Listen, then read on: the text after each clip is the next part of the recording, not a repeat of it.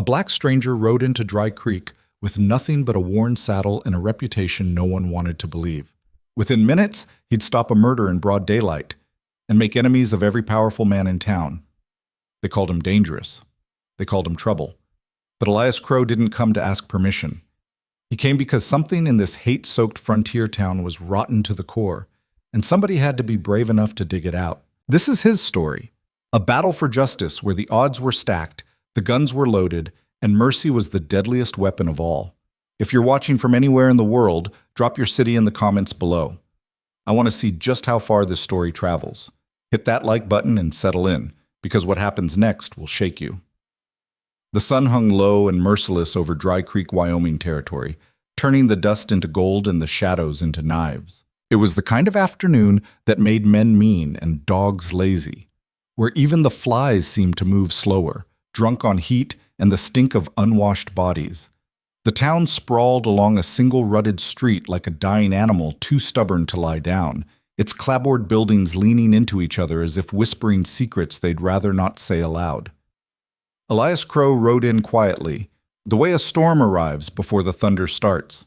He sat tall in the saddle, a broad-shouldered man with skin the color of river stone after rain and eyes that had seen too much and forgotten nothing. His clothes were trail-worn but clean, his hat pulled low, and his hands rested easy on the reins. Not tense, not eager, just ready.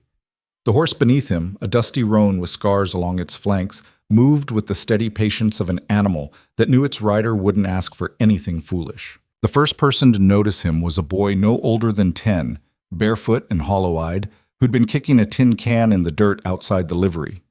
The boy froze mid-kick, staring openly at Elias with the kind of fear children learn when the world teaches them early that some people are dangerous just for existing. Elias met the boy's eyes and nodded once, slow and deliberate, the way you'd greet an equal. The boy bolted. By the time Elias reached the center of town, the street had gone quiet in that unnatural way that meant everyone was watching but pretending not to. Women pulled their children closer. Men straightened from where they leaned against storefronts, hands drifting toward belts and pockets. A shopkeeper stepped out onto his porch, arms crossed, jaw set like he was guarding gold instead of flour and nails. Elias didn't hurry. He let the roan pick its pace, scanning the town with the calm efficiency of a man who knew that trouble always announced itself if you gave it time. And trouble, as it turned out, didn't take long. Near the end of the street, outside a saloon with peeling paint and a crooked sign that read, "The Broken Spur," a crowd had gathered. 20 men, maybe more, pressed tight in a half-circle around something Elias couldn't yet see. Their voices rose in jagged bursts, shouts, jeers, the ugly laughter of men who'd found someone weaker and were enjoying it. Elias reined the roan to a stop at the edge of the crowd. "Get up, you thieving bastard!" The voice belonged to a man in a black suit too fine for Dry Creek, his boots polished to a hard shine, and his face red with the kind of anger that came easy to men who'd never been told no. He stood over a figure crumpled in the dirt. A young man, Mexican or Apache, Elias couldn't tell from the blood, who was trying and failing to push himself upright. "I didn't take nothing," the young man gasped, spitting red into the dust. "I swear." The well-dressed man kicked him in the ribs, and the crowd roared approval. Elias dismounted without a sound. He moved through the crowd the way water moves through stone, slowly, inevitably, and without asking permission. Men stepped aside before they realized they were doing it, unsettled by the sheer presence of him, the way he didn't flinch or hesitate or offer explanations. "Enough." The word cut through the noise like a blade through cloth. The man in the black suit turned, eyes narrowing as he took in Elias from boots to hat brim. His lip curled. "This ain't your business, boy." Elias didn't rise to the bait. He'd been called worse by better men. "It is now." "The hell it is." The man stepped forward, close enough that Elias could smell the whiskey on his breath and the expensive pomade in his hair. "You just rode in, and you got no idea what you're stepping into. This thief," he jabbed a finger toward the bleeding man on the ground, "stole from me, from my store, and in Dry Creek, we handle thieves our own way." "Did you see him steal?" "I don't need to see it. He's got thief written all over him." "That's not proof. That's prejudice." The man's face darkened. "You calling me a liar?" I'm calling you a man who's about to make a mistake. Elias's voice stayed low, almost gentle, but there was iron underneath. Walk away. Let him up. We'll sort this without blood. For a long moment, the man in the black suit stared at Elias, weighing him the way a gambler weighs a card he's not sure is real. The crowd had gone silent now, watching, waiting to see which way the wind would blow. Then the man smiled, thin, cruel, confident. You don't know who you're talking to, do you? He straightened his jacket, smoothing it with a practiced hand. Name's Silas Vane. I own half this town, the mercantile, the freight office, and enough land to bury you on if I felt like it. And you, he looked Elias up and down like he was appraising livestock. You're nobody, a drifter, probably an outlaw, definitely a fool. Maybe. Elias tilted his head slightly, considering. But I'm the fool standing between you and him. So what are you going to do about it? Silas's smile vanished. You threatening me? No, sir, just stating a fact. The crowd shifted, restless. Someone muttered something low and ugly. Another man spat into the dirt. Silas Vane's hand moved toward his coat, where a bulge suggested a pistol worn close to the heart. Elias didn't move. Didn't reach for his own gun. Didn't tense. He just stood there, solid as a fence post, and waited. Silas? The new voice came from the edge of the crowd, older, rougher, with the weight of authority behind it. The crowd parted and a man in a sheriff's star stepped through. He was lean and weathered, somewhere past 50, with a face carved by wind and worry and too many compromises. His hand rested on his gun belt, but he didn't draw. That's enough, the sheriff said, though it wasn't clear who he was talking to. Silas rounded on him. Stay out of this, Calhoun. This is my business. It's mine when it's happening in the middle of my street. Sheriff Calhoun's eyes flicked to Elias, then to the man on the ground, then back to Silas. You got proof this boy stole from you? I got all the proof I need. That's not an answer. Silas's jaw worked like he was chewing nails. You're really going to take his side? He jerked his chin toward Elias. Some saddle tramp who rode in 5 minutes ago? I'm not taking sides. I'm keeping the peace. Calhoun's voice was steady, but there was exhaustion in it, the kind that came from fighting the same losing battle every day. Now let the boy up, and we'll settle this proper. For a moment it hung in the balance.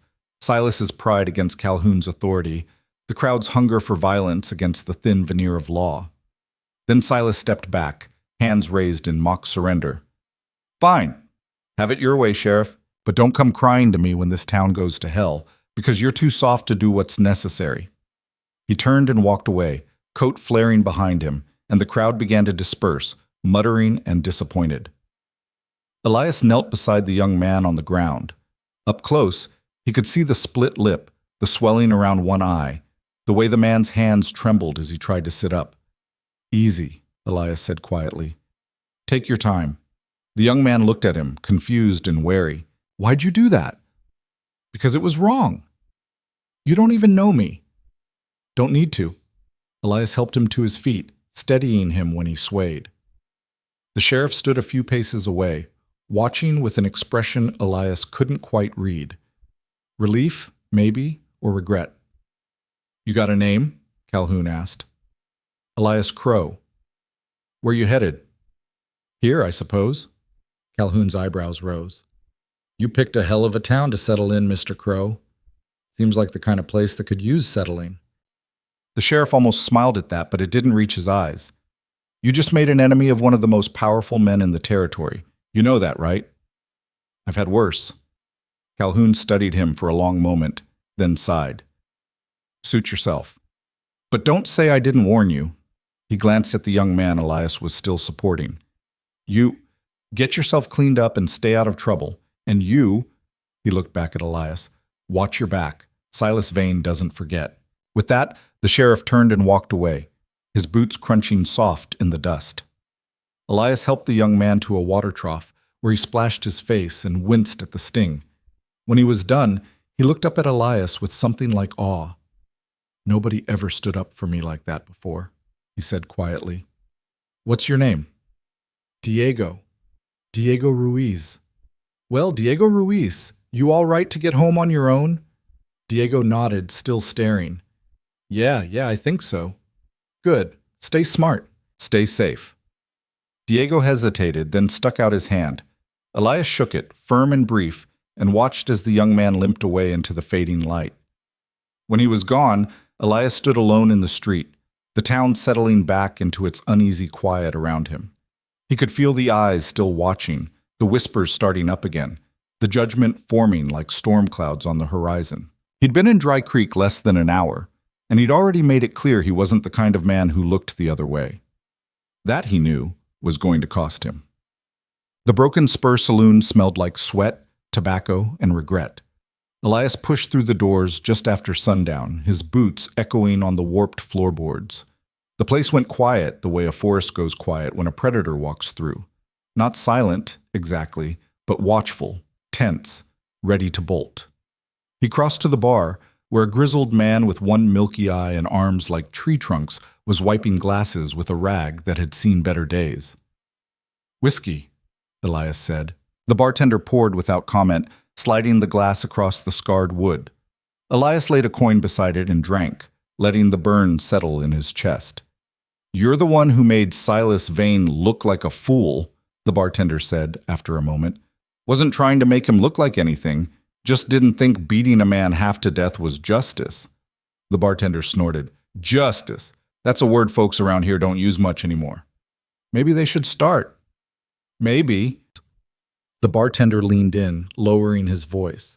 "But if you're planning on staying, you'd better understand something. Silas Vane ain't just rich. He's connected. He's got Judge Orson Bell in his pocket, Harlan Pike running protection for him, and half the town too scared to sneeze without his permission. You crossed him today.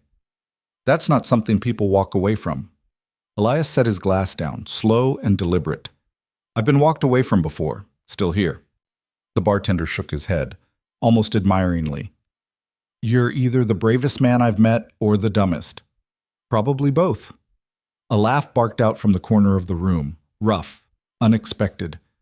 Elias turned to see an old man sitting alone at a table, his face hidden beneath a wide-brimmed hat and a tangle of gray beard. He raised his glass in a mock salute. "I like you, stranger," the old man called out. "You got stones. Stones will get you killed in this town, but I like you anyway." Elias nodded in acknowledgement, but didn't approach. He'd learned long ago that the loudest voice in the room was rarely the most useful. Instead, he finished his drink, tipped his hat to the bartender, and stepped back out into the night. The street was dark now, lit only by the thin glow of oil lamps in windows and the cold, indifferent stars overhead.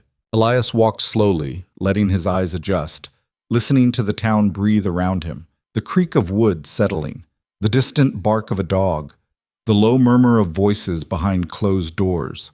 He'd been told there was a mission house at the edge of town, a place where travelers could sleep if they didn't mind the roof leaking and the floor creaking.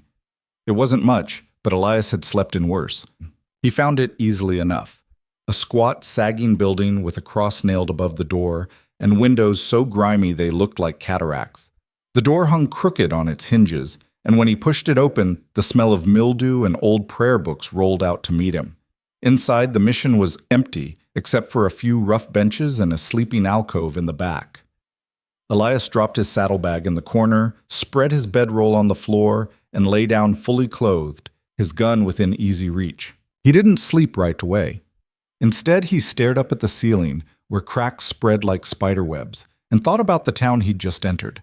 He thought about Silas Vane's polished boots and cruel smile, about Sheriff Calhoun's tired eyes, and the way he'd stepped in just enough to stop the violence, but not enough to stop the injustice, about Diego Ruiz's trembling hands and the crowd's ugly laughter. Elias had seen towns like this before, places where power concentrated in the hands of a few, where the law bent to money and fear, where good people learned to keep their heads down and their mouths shut because standing up meant getting buried. But he'd also seen towns change. It took time. It took courage. And it usually took someone willing to stand in the fire long enough for others to find their own heat. Elias closed his eyes and let the darkness take him, knowing that tomorrow would bring trouble, and the day after that, and the day after that. But that was all right. Trouble was why he'd come. Morning broke hard and bright over Dry Creek, the sun climbing fast and cruel, baking the dirt streets into something close to clay.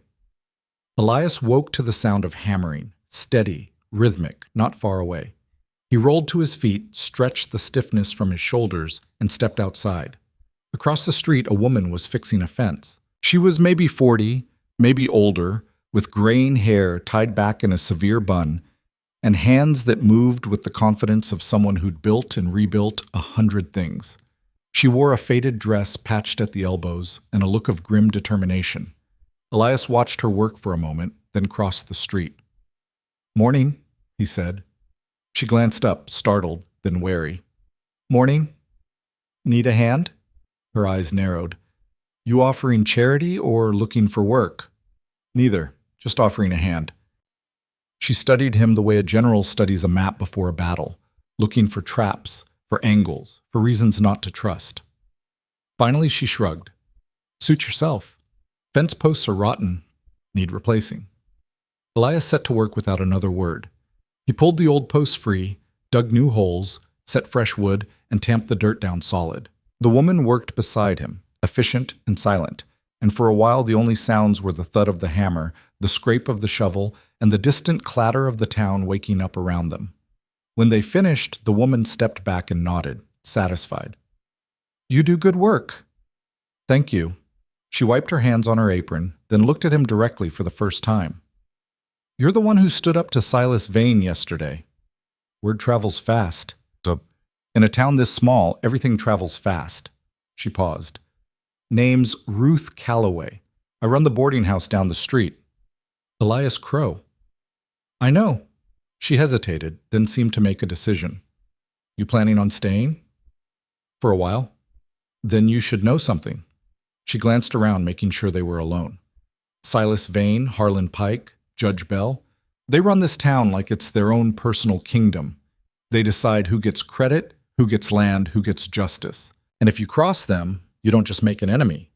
You make three. And they don't fight fair. "I didn't figure they did." Ruth's mouth tightened. "Then why are you still here?" Elias considered the question. He could have lied, could have said he was just passing through, that he didn't mean to cause trouble, but lies had a way of rotting from the inside out, and he'd left too many behind already. "Because towns like this don't get better by accident," he said quietly. "They get better when somebody stays long enough to make it hurt." Ruth stared at him, something flickering in her eyes, surprise maybe, or hope, or the ghost of something she'd given up on years ago. "You're going to get yourself killed," she said. "Maybe. And you're all right with that?" Elias met her gaze, steady and sure. "I'm all right with trying." Ruth shook her head slowly, but there was the faintest hint of a smile at the corner of her mouth. "You're either the bravest man I've met or the dumbest." "That's the second time I've heard that in 2 days." "Well, maybe it's true." She turned to go, then paused. "If you need a decent meal, come by the boarding house tonight. I owe you that much for the fence." "You don't owe me anything." "I know, but I'm offering anyway." She walked away before he could argue, her back straight, her step firm. Elias watched her go, then turned his attention to the mission house. The door still hung crooked, the windows were still filthy, and the roof still looked one strong wind away from collapse. He rolled up his sleeves and got to work. By midday, half the town knew the stranger was fixing up the old mission. Children gathered at a distance, watching with wide eyes as Elias hammered loose boards back into place, scraped years of grime off the windows, and patched holes in the roof with whatever scraps he could find. Some of the braver ones crept closer, fascinated by the sight of a man working alone, unbothered by the heat or the whispers. One girl, no more than 8, with tangled red hair and a gap-toothed smile, finally worked up the courage to speak. "Mister?" Elias looked down from the ladder. "Yes?"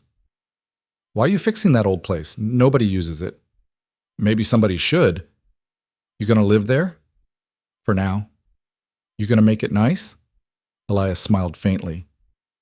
"I'm gonna try." The girl considered this with the seriousness only children can muster. "My ma says you're trouble." "Your ma might be right." "But you helped Diego. I saw you." "I did. So maybe you're good trouble." Elias's smile widened. "Maybe I am." The girl grinned, then darted away, her laughter trailing behind her like a flag. By the time the sun began its slow descent toward the horizon, the mission house looked almost habitable.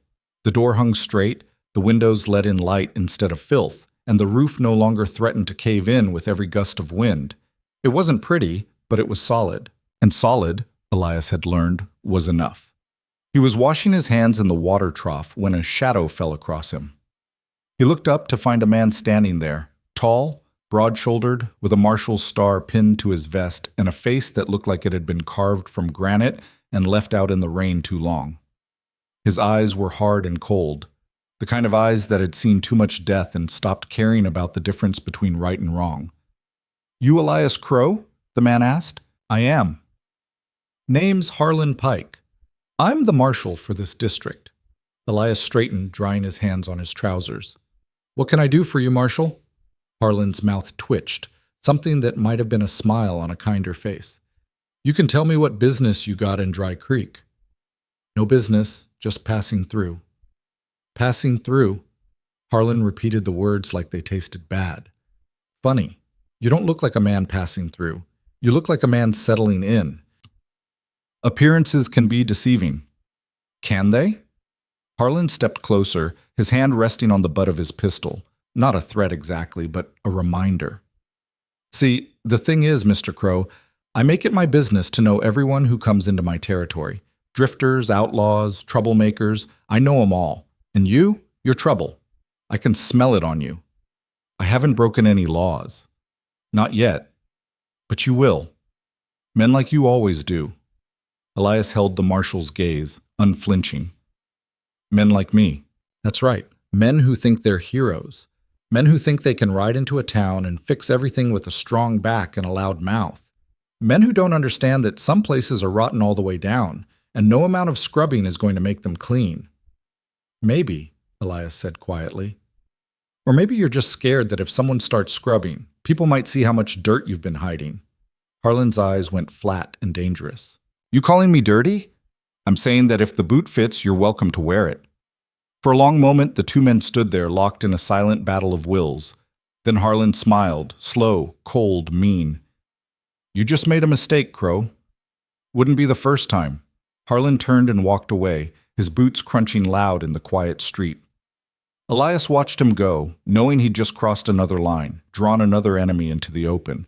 But he didn't regret it, because men like Harlan Pike thrived in the shadows, and the only way to beat them was to drag them into the light. That night, Elias kept his promise and walked to Ruth Calloway's boarding house. It was a sturdy two-story building with clean windows and a front porch that didn't sag, a small island of care in a town that had mostly given up. Ruth met him at the door, her expression unreadable. "You came." "Said I would." She stepped aside, letting him in. The interior was simple but spotless. Wooden floors swept clean, a table set with mismatched plates, a stew pot bubbling on the stove. The smell of meat and vegetables and fresh bread filled the air, and Elias's stomach reminded him he hadn't eaten since morning. "Sit," Ruth said, nodding toward the table. He sat. She ladled stew into a bowl, set it in front of him along with a thick slice of bread, and poured coffee black as midnight. "Eat." Elias didn't need to be told twice. The stew was simple but good: beef, potatoes, carrots, seasoned with salt and pepper and nothing fancy. The kind of food that reminded a man he was still alive.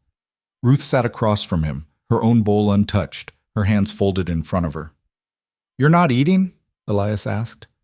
"I'll eat later. Right now I want to talk." He set down his spoon, waiting. Ruth leaned forward, her voice low and urgent. "You need to leave Dry Creek." "Why?"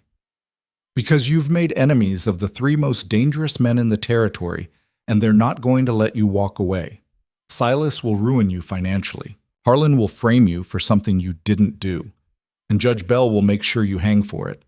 That's how they work. That's how they've always worked. How long have they been running things?"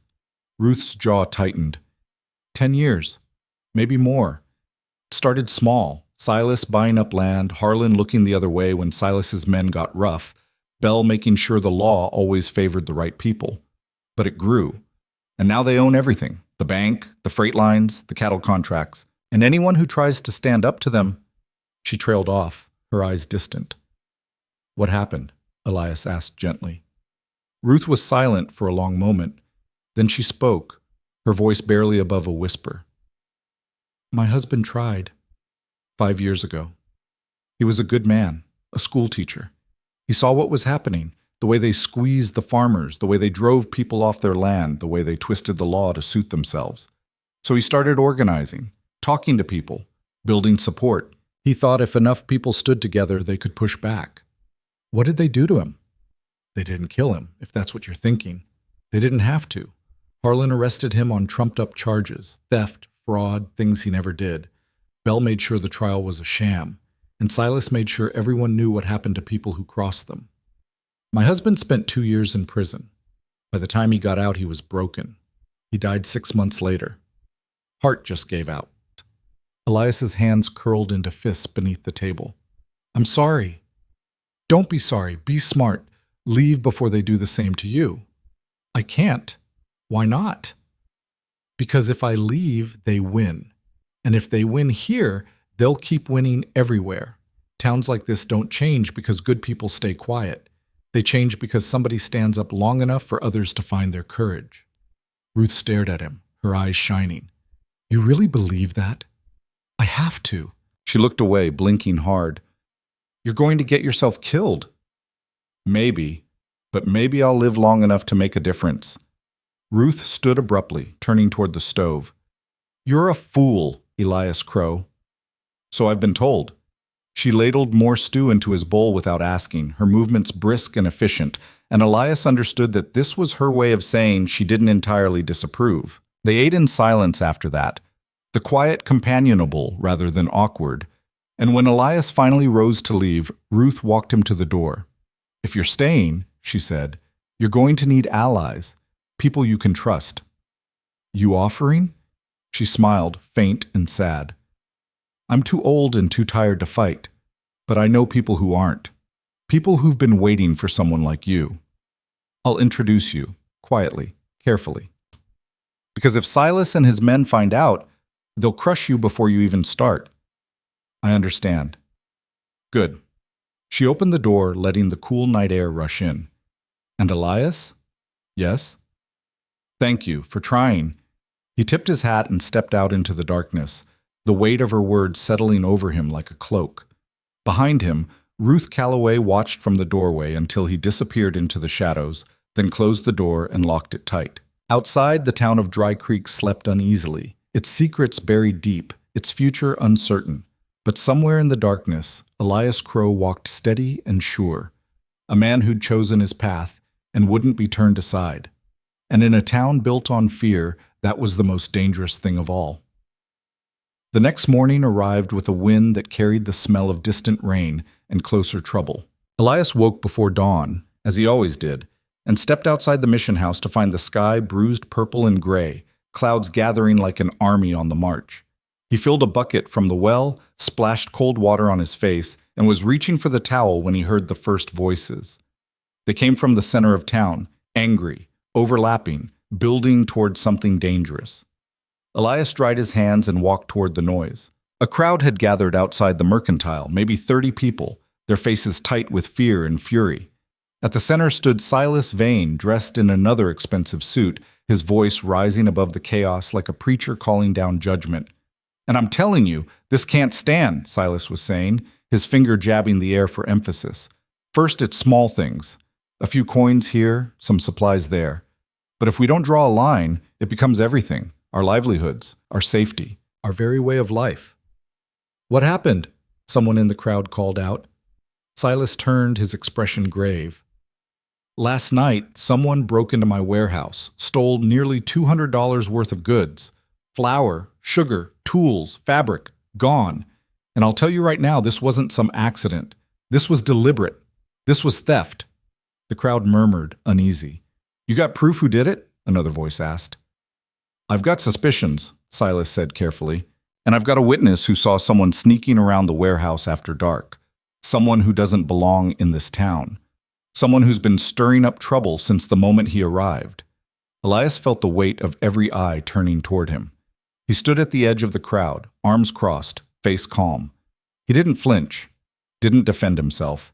didn't give Silas the satisfaction of seeing him rattled. Silas's smile was thin and triumphant. Well, well, speak of the devil. I didn't steal anything, Elias said quietly. Then where were you last night? Sleeping at the mission house. Can anyone confirm that? No. Silas spread his hands, the picture of wounded reasonableness. You see? No alibi. And a man with no alibi is a man with something to hide. That's not proof, Elias said. That's speculation. It's common sense. Silas turned back to the crowd, his voice rising. This man shows up out of nowhere, causes trouble, makes enemies, and suddenly my warehouse is robbed. You think that's coincidence? I think you're looking for a scapegoat, Elias shot back, and I'm convenient. Or maybe you're guilty. The crowd shifted, murmuring louder now. Elias could feel the mood turning, the way a river turns when the current catches wrong. Fear and anger were easy to stoke, hard to calm, and Silas Vane knew exactly which logs to throw on the fire. Before Elias could respond, Sheriff Calhoun pushed through the crowd, his hand raised for quiet. All right, that's enough, Calhoun said, his voice carrying the exhaustion of a man who'd had this argument 100 times before. Silas, you got evidence or just talk? I've got a witness. Who? Silas gestured, and a thin, nervous man stepped forward, pale skin, darting eyes, the look of someone who'd been promised something in exchange for his words. Tell them what you saw, Clayton, Silas said. Clayton licked his lips. I was walking home late last night past the warehouse, and I saw someone, tall, dark, moving around back where the loading dock is. Did you see his face? Calhoun asked. No, but then how do you know it was him? Who else could it be? Silas interjected smoothly. How many tall black men are there in Dry Creek right now? One. And he's standing right there. Elias kept his face neutral, but inside something cold and sharp settled into place. This wasn't just about theft. This was a setup, a calculated move to discredit him, to paint him as a criminal, to make sure that anything he said or did from here on out would be suspect. Calhoun rubbed his face, the weariness deepening. Elias, you got anything to say? I didn't do it. That's it? That's all there is to say. I didn't steal from Silas Vane. I didn't break into his warehouse. And if he had real proof, we wouldn't be having this conversation in the street. We'd be having it in a courtroom. Silas's smile tightened. Oh, we'll get to a courtroom, don't you worry. But first, I want my property back. And I want justice. Justice, Elias repeated, his voice low and dangerous. Or revenge. The two men stared at each other, the crowd falling silent around them. Then Ruth Calloway's voice cut through the tension like a blade. This is ridiculous. She stepped out of the crowd, her chin high, her hands planted on her hips. Silas Vane, you've been crying wolf about theft and troublemakers for 10 years, and every time it turns out to be nothing but smoke. Now you expect us to believe that a man who's been in town less than 3 days decided to rob you? Why? What does he gain? Money, Silas said coldly.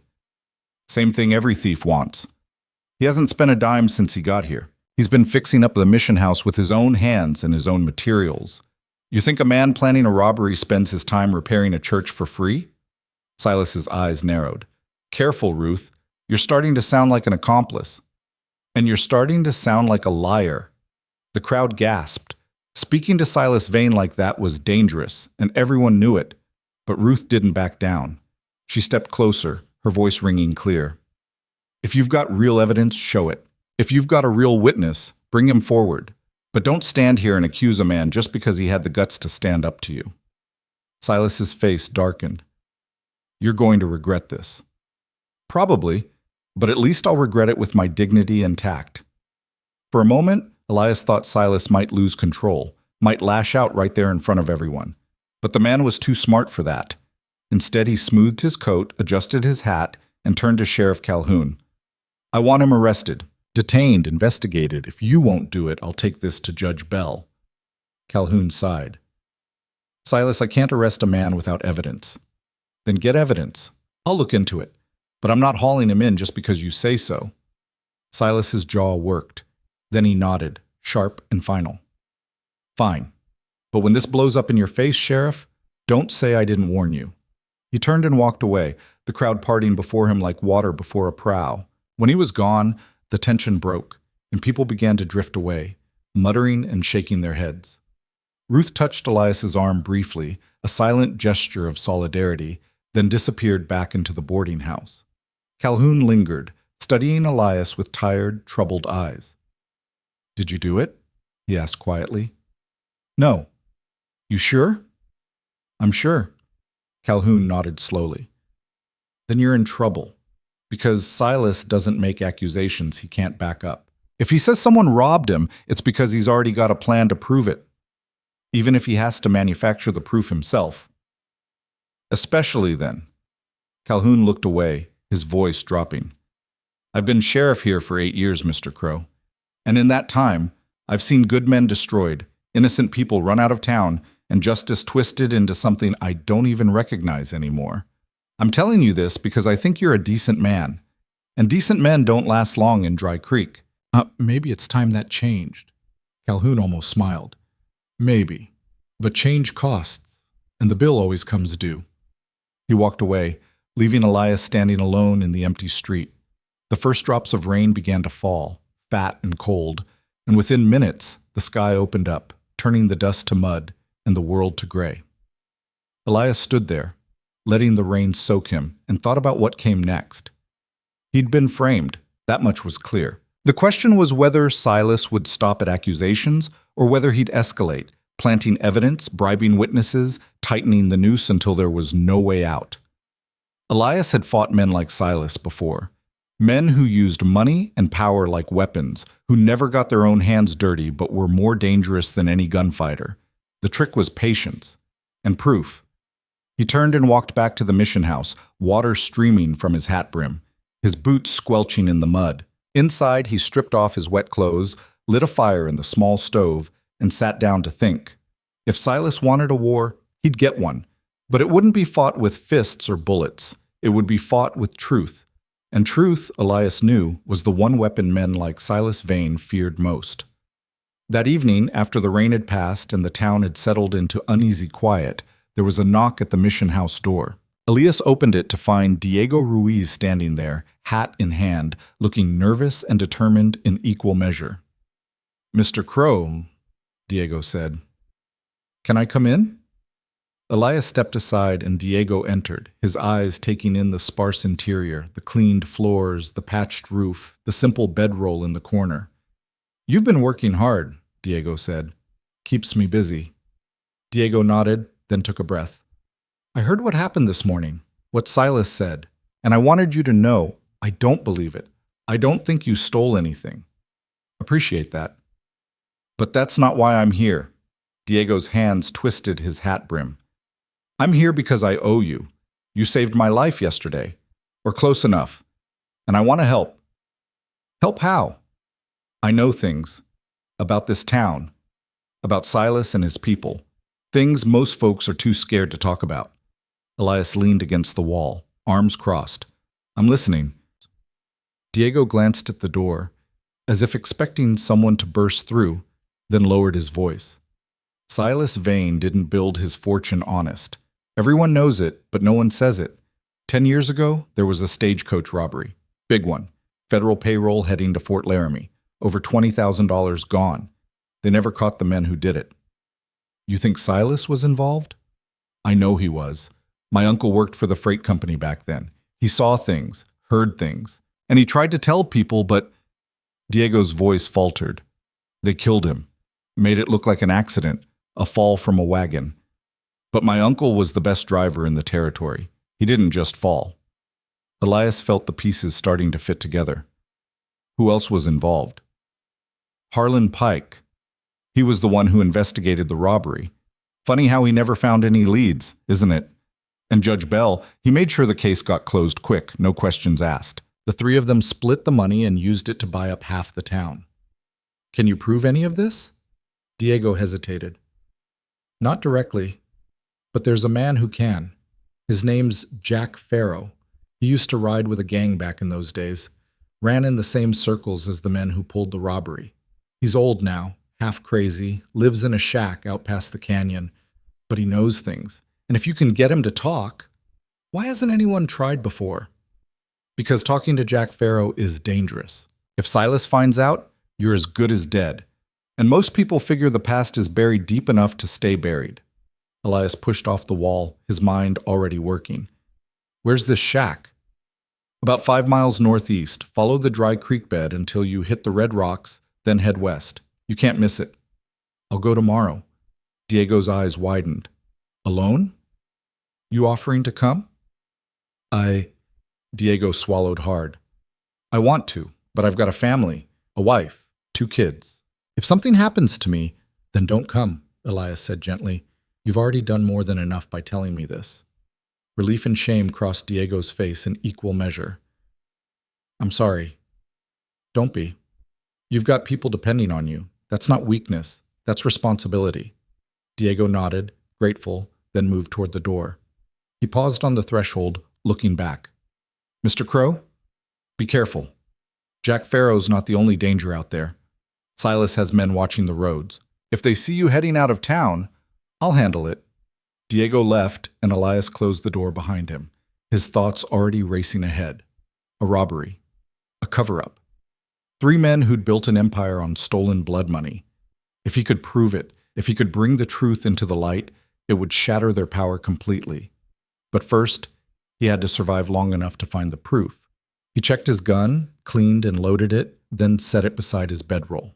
Tomorrow he'd ride out to find Jack Farrow. Tonight he'd sleep light and keep his ears open. Because in Dry Creek, danger didn't wait for dawn. The next morning broke clear and cold, the kind of morning that made the world feel sharp-edged and unforgiving. Elias saddled the roan before first light, moving quietly, keeping to the shadows. He didn't want anyone seeing him leave, didn't want to give Silas's men a reason to follow. He rode out along the back trails, away from the main road, the horses' hooves muffled by the soft earth, still damp from yesterday's rain. The land opened up around him, wide, rolling hills dotted with scrub brush and the occasional twisted pine. The sky so vast it made a man feel both small and infinite at the same time.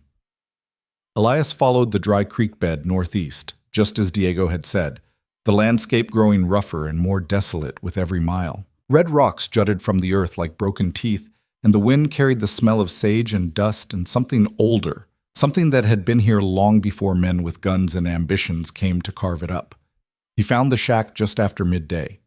It was a miserable thing, barely more than a lean-to cobbled together from scrap wood and rusted tin, sagging against the side of a hill like it was too tired to stand upright. A thin trail of smoke rose from a crooked chimney, and a pair of scrawny chickens scratched in the dirt out front. Elias dismounted, tying the roan to a scraggly bush, and approached on foot. "Jack Farrow," he called out. "I'm here to talk, not looking for trouble." Silence. Then a voice, rough and cracked as old leather. "Everyone who comes out here is looking for trouble. That's why they come." A figure appeared in the doorway. A man so thin he looked like a scarecrow, with wild white hair and eyes that had seen too much and forgotten how to look away. He held a shotgun, not quite aimed at Elias, but not quite pointed at the ground either. "Name's Elias Crowe. Diego Ruiz sent me." Jack Farrow spat into the dirt. "Diego's got a big mouth. He said you might have information about the old stagecoach robbery, the federal payroll." Jack's eyes narrowed. "And why would I know anything about that?" "Because you were there, or close enough." For a long moment, Jack just stared, his finger resting on the shotgun's trigger. Then he lowered the gun and stepped back inside. "Come in if you're coming, but leave that iron outside." Elias unbuckled his gun belt, hung it on the saddle horn, and followed Jack into the shack.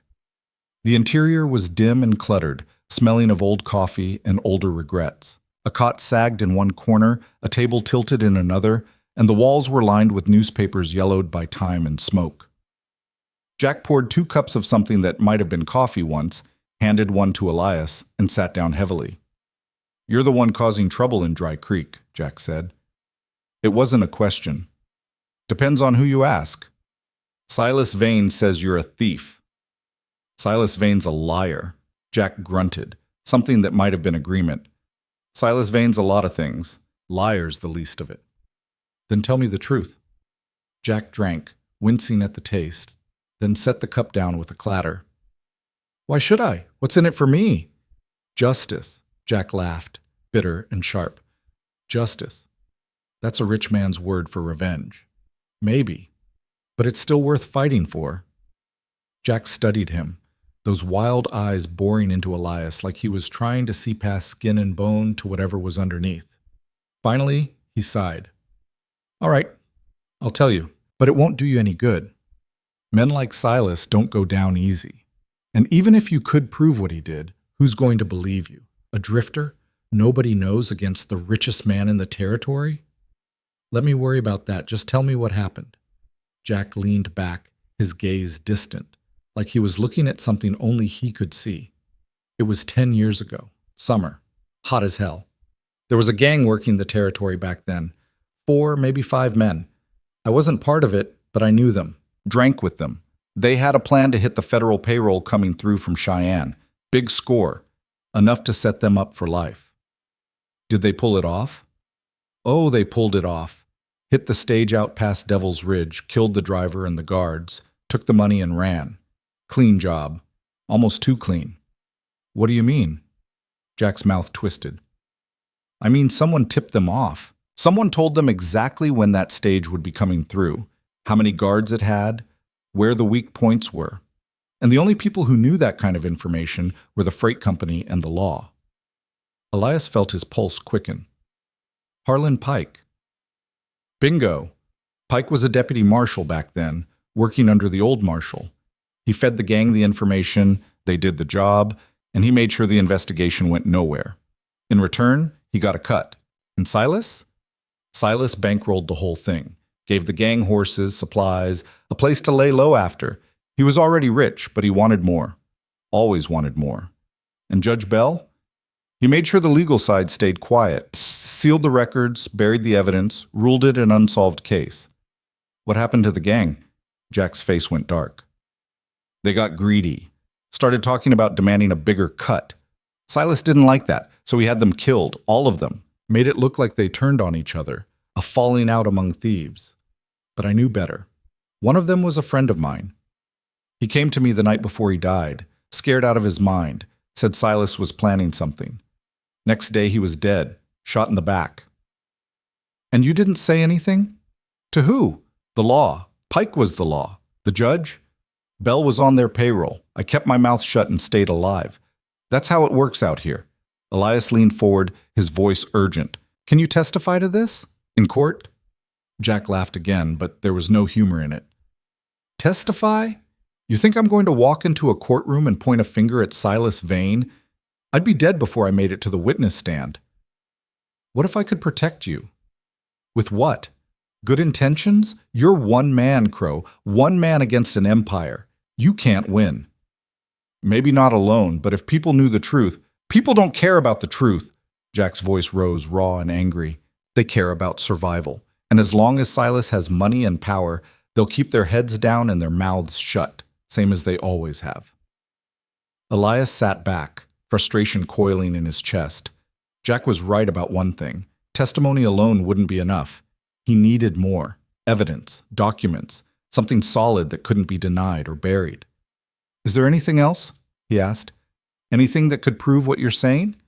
Jack was quiet for a long time. Then he stood, crossed to a trunk in the corner, and pulled out a battered leather satchel. He rummaged inside and withdrew a yellowed envelope. This, he said, handing it to Elias. It's a letter. From my friend, the one who got killed. He wrote it the night before he died, told me to keep it safe. It names Silas, Pike, and Bell. Explains the whole plan. It's not much, but it's something.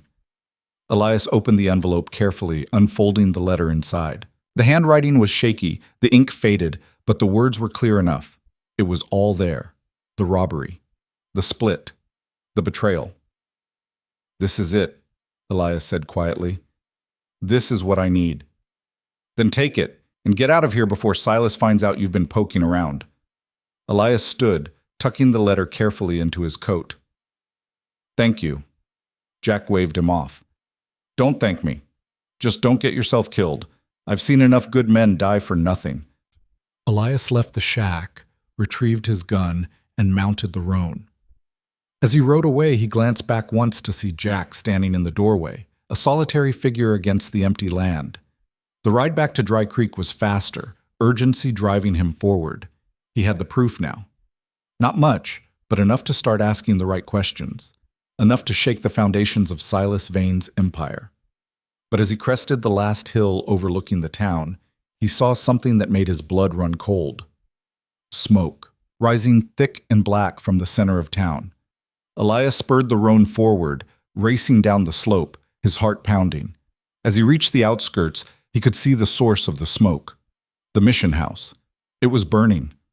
Elias threw himself from the saddle before the roan had fully stopped, his boots hitting the ground hard as flames licked through the mission house windows like hungry tongues. The heat hit him in a wave, blistering and fierce, and the smoke rose thick enough to choke the sky. People had gathered in the street, watching with the helpless fascination of those who knew they could do nothing but bear witness to destruction. He pushed through the crowd, his eyes scanning desperately for any sign of life inside the burning building. The door hung open, splintered and crooked, and through the smoke he could see the interior collapsing, the beams he'd repaired, the floor he'd scrubbed, all of it surrendering to the fire. "Was anyone inside?" He shouted to the nearest man, grabbing his shoulder. The man jerked away, eyes wide with fear. "I don't know. I didn't see." Elias turned to the crowd. "Did anyone see how this started?" Silence. Faces turned away. The code of Dry Creek: see nothing, say nothing, survive. Then a small voice cut through the roar of the flames. "They did it." Elias spun to find the red-haired girl from before, the one who'd called him good trouble. She stood at the edge of the crowd, her mother's hand gripping her shoulder tight, but the girl's eyes were fixed on Elias with a clarity that defied her years. "Who did it?" he asked, kneeling to her level. "The marshal's men, 2 of them. I saw them go in with bottles. Then they came out and it was burning." Her mother yanked her back, face pale with terror. "Hush, Sarah. Don't you say another word." But the damage was done. The truth hung in the air like the smoke, visible to anyone willing to look. Elias stood slowly, his jaw tight, his hands curling into fists. Harlan Pike's men had done this. A message written in fire and ash. A warning that he'd crossed the line one too many times. Sheriff Calhoun appeared through the smoke, his face grim. A bucket brigade forming behind him, though everyone knew it was too late to save the building. "Stand back, Crowe," Calhoun said, not quite meeting his eyes. "Nothing you can do now." "Your marshal's men did this." Calhoun's face went carefully blank. "You got proof of that?" "I've got a witness. A child. Who will be too scared to testify by morning, assuming her parents don't haul her out of town first." Calhoun's voice dropped low, bitter. "Welcome to Dry Creek, where the truth doesn't matter half as much as staying alive. So you're just going to let this stand? What do you want me to do? Arrest Harlan Pike on the word of an 8-year-old girl?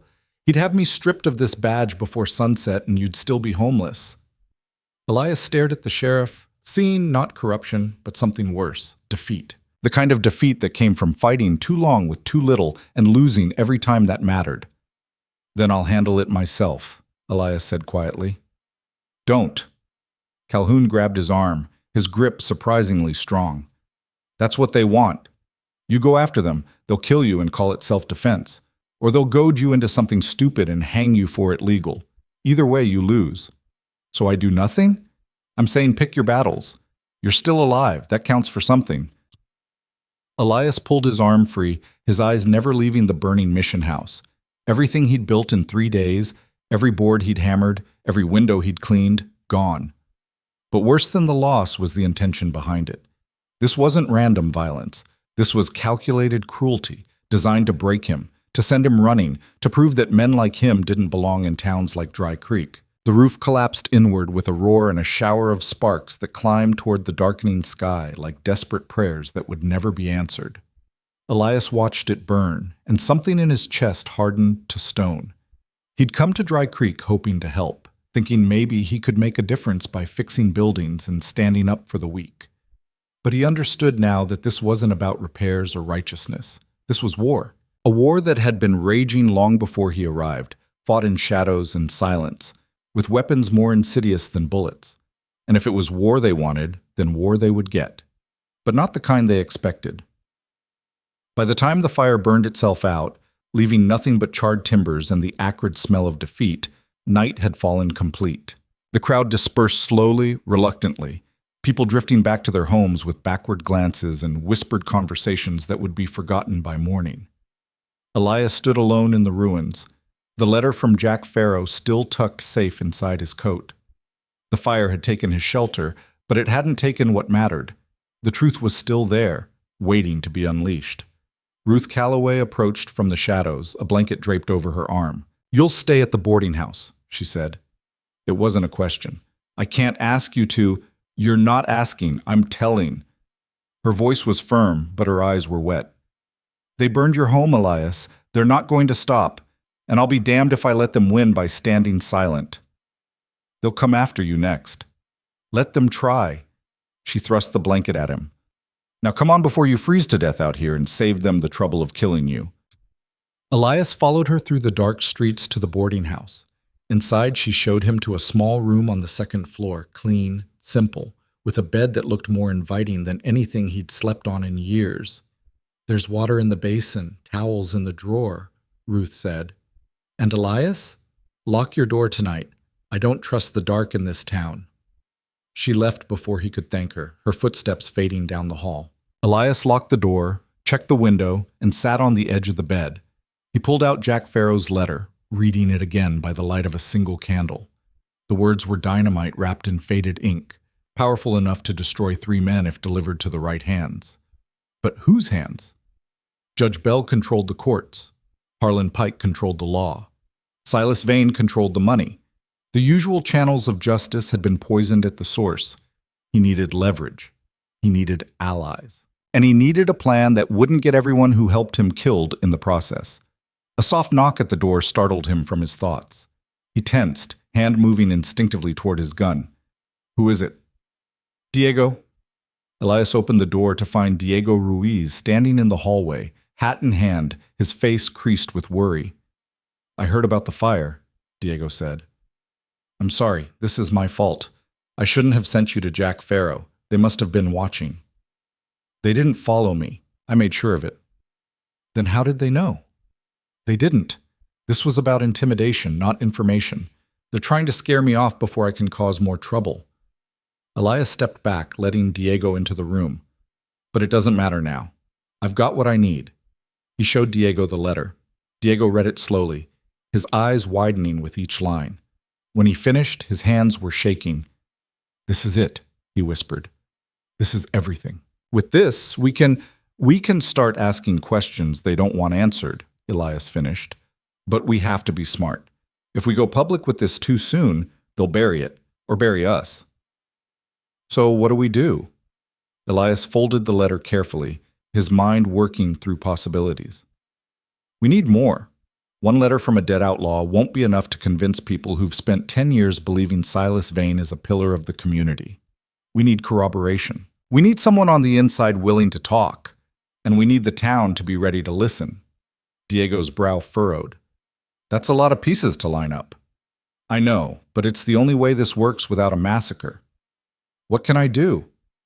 Elias met his eyes, seeing the fear there, but also the determination. "You know people in this town.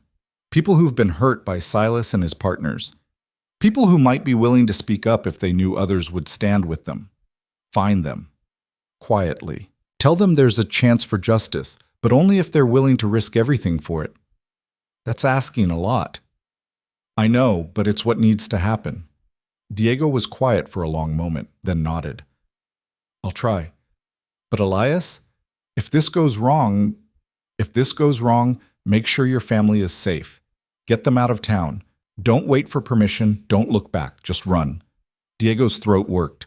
"You think it'll come to that?" "I think men like Silas Vane don't go down without burning everything around them first.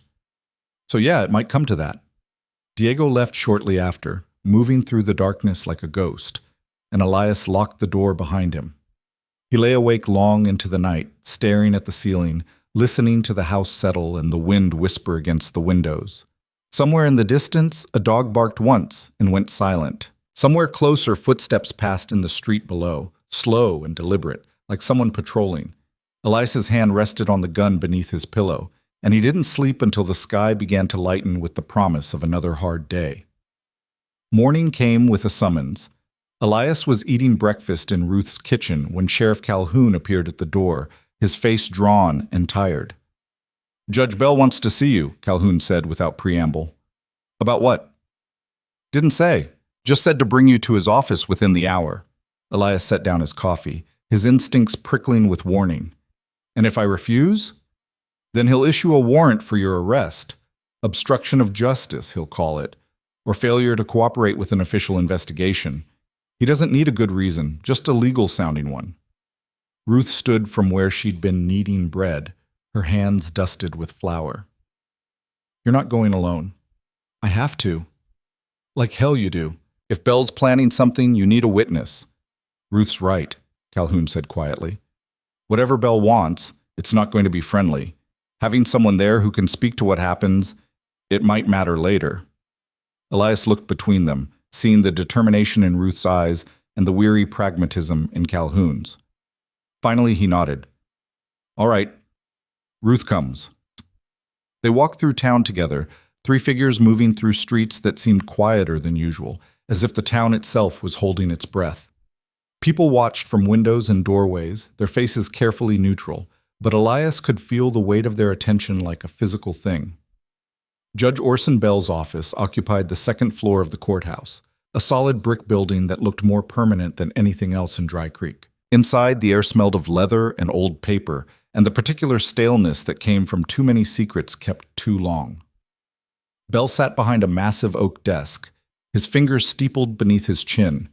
He was a large man, not fat but substantial, with silver hair swept back from a broad forehead and eyes that calculated everything they saw. He wore his authority like a second skin, comfortable and unquestioned. "Mr. Crowe," Bell said, his voice deep and resonant, "thank you for coming. It didn't seem like I had much choice." "We always have choices. Some are just more prudent than others." Bell's gaze slid to Ruth. "Mrs. Calloway, I didn't realize you were involved in this matter." "I'm not involved in anything except making sure this meeting is witnessed," Ruth said evenly. Bell's mouth twitched in what might have been amusement. "Very well.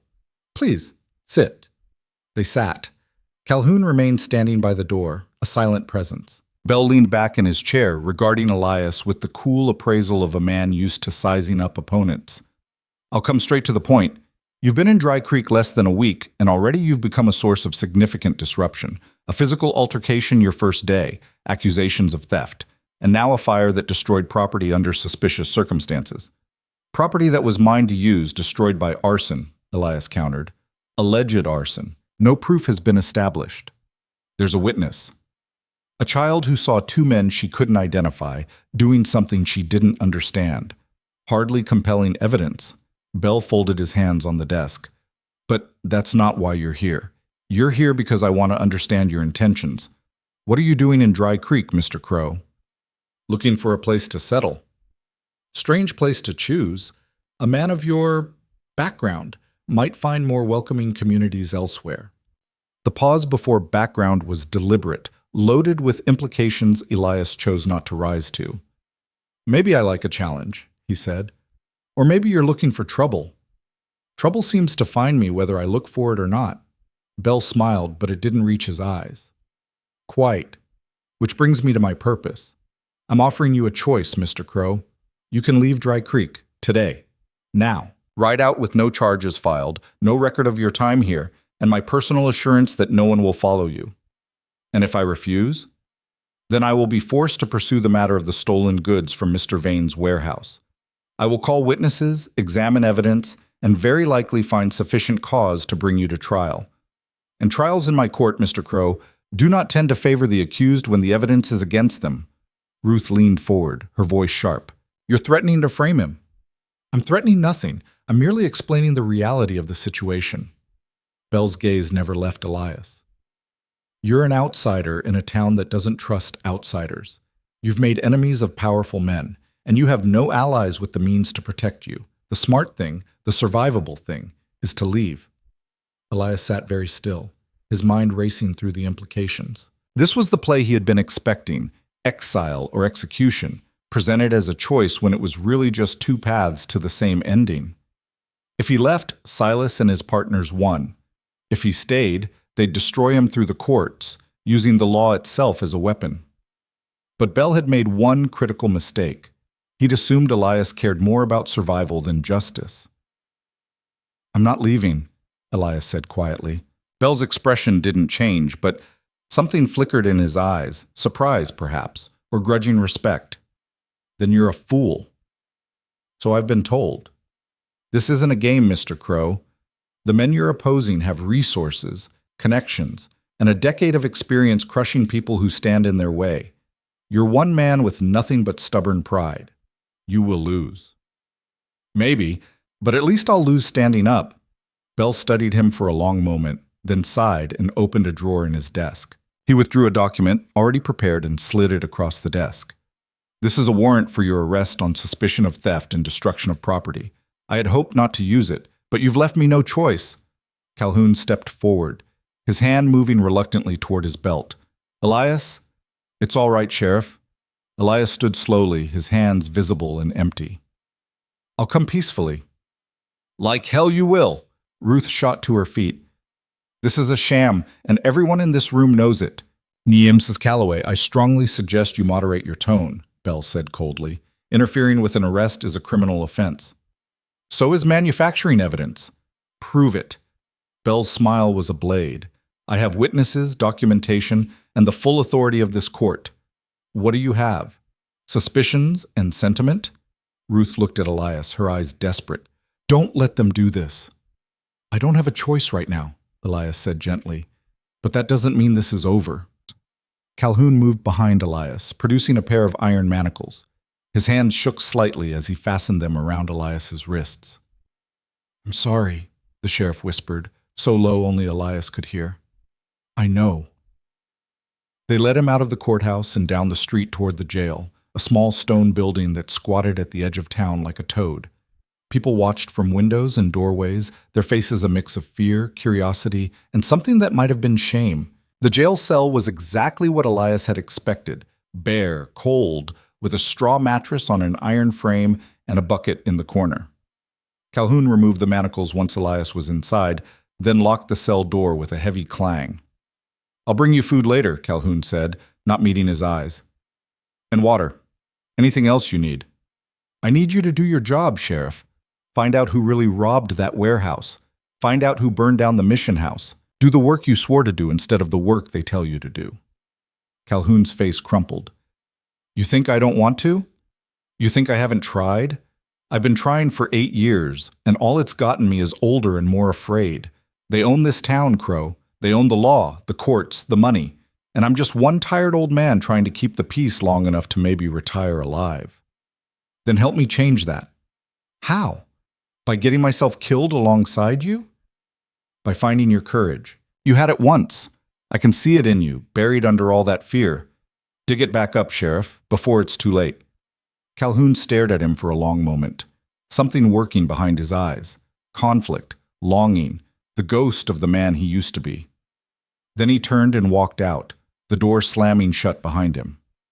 Elias sat on the thin mattress and leaned back against the cold stone wall. He'd been arrested, just as he'd known he would be. But arrests were temporary. Trials took time. And time was what he needed to let the pieces fall into place. Diego was out there, gathering allies. Ruth was watching, bearing witness. And the letter that could destroy 3 powerful men, was hidden safe where no one would think to look. All he had to do was survive long enough for the truth to matter. The hours crawled past like wounded animals. Elias measured time by the light creeping through the high barred window, morning fading to afternoon, afternoon bleeding into evening. No one came except Calhoun, who brought a plate of beans and cornbread and a cup of water, setting them through the bars without a word. Elias ate slowly, conserving his strength, and thought about what came next. The trial would be a formality, a show put on to lend legitimacy to a predetermined verdict. Bell would present his manufactured evidence, his coached witnesses, and his ironclad arguments. The jury, if there even was one, would be hand-picked, frightened, or bought. And at the end of it all, Elias would be convicted and sentenced, probably to hang. Unless something changed. unless the truth came out in a way so public, so undeniable, that even Silas Vane's money couldn't bury it. As darkness settled over the town, Elias heard voices outside the jail. Angry voices growing louder, building toward something dangerous. He moved to the window, peering through the bars. A crowd was gathering in the street. 20 men, maybe 30, some carrying torches, others armed with rifles and shotguns. At the front stood Silas Vane, his face illuminated by flickering firelight, his voice carrying clear and sharp. "Cannot allow this to stand," Silas was saying. "This man came to our town, brought violence and theft, and now he sits in a cell eating our food while good, honest people suffer. Is this justice?" "No," the crowd roared back. "The law is too slow. The courts are too soft. If we want safety, if we want justice, we have to take it ourselves." Elias's blood ran cold. This was the final play. Silas wasn't going to wait for a trial. He was going to incite a lynching, whip the crowd into a frenzy, and let mob justice do what the courts would take too long to accomplish. And there was nothing Elias could do to stop it. The crowd surged forward, and Elias heard the outer door of the jail crash open.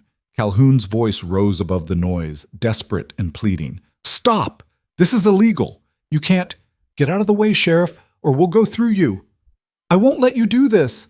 A scuffle, the sound of a body hitting the floor, then footsteps, heavy and purposeful, coming toward the cells. Elias backed to the far wall, his mind racing through options. Fight was impossible. He was unarmed, locked in, outnumbered. Flight was impossible for the same reasons, which left only words. And in a mob, words rarely mattered.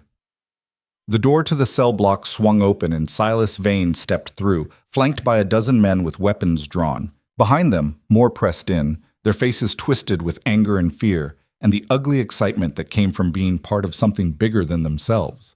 Silas smiled when he saw Elias, cold and triumphant. "Hello, Mr. Crowe. I told you that you'd regret crossing me." "This isn't justice," Elias said quietly. "This is murder. Call it what you want. The end result is the same." Silas produced a key, Calhoun's key taken by force, and unlocked the cell door. "Come on out. Let's not drag this out longer than necessary." Elias didn't move. "If you do this, you prove everything I've said about you. You prove that Dry Creek is ruled by cowards too afraid to let the law work because the law might actually be just." Big words from a dead man. "Kill me, and you make me a martyr. People will ask questions. They'll dig, and eventually they'll find the truth."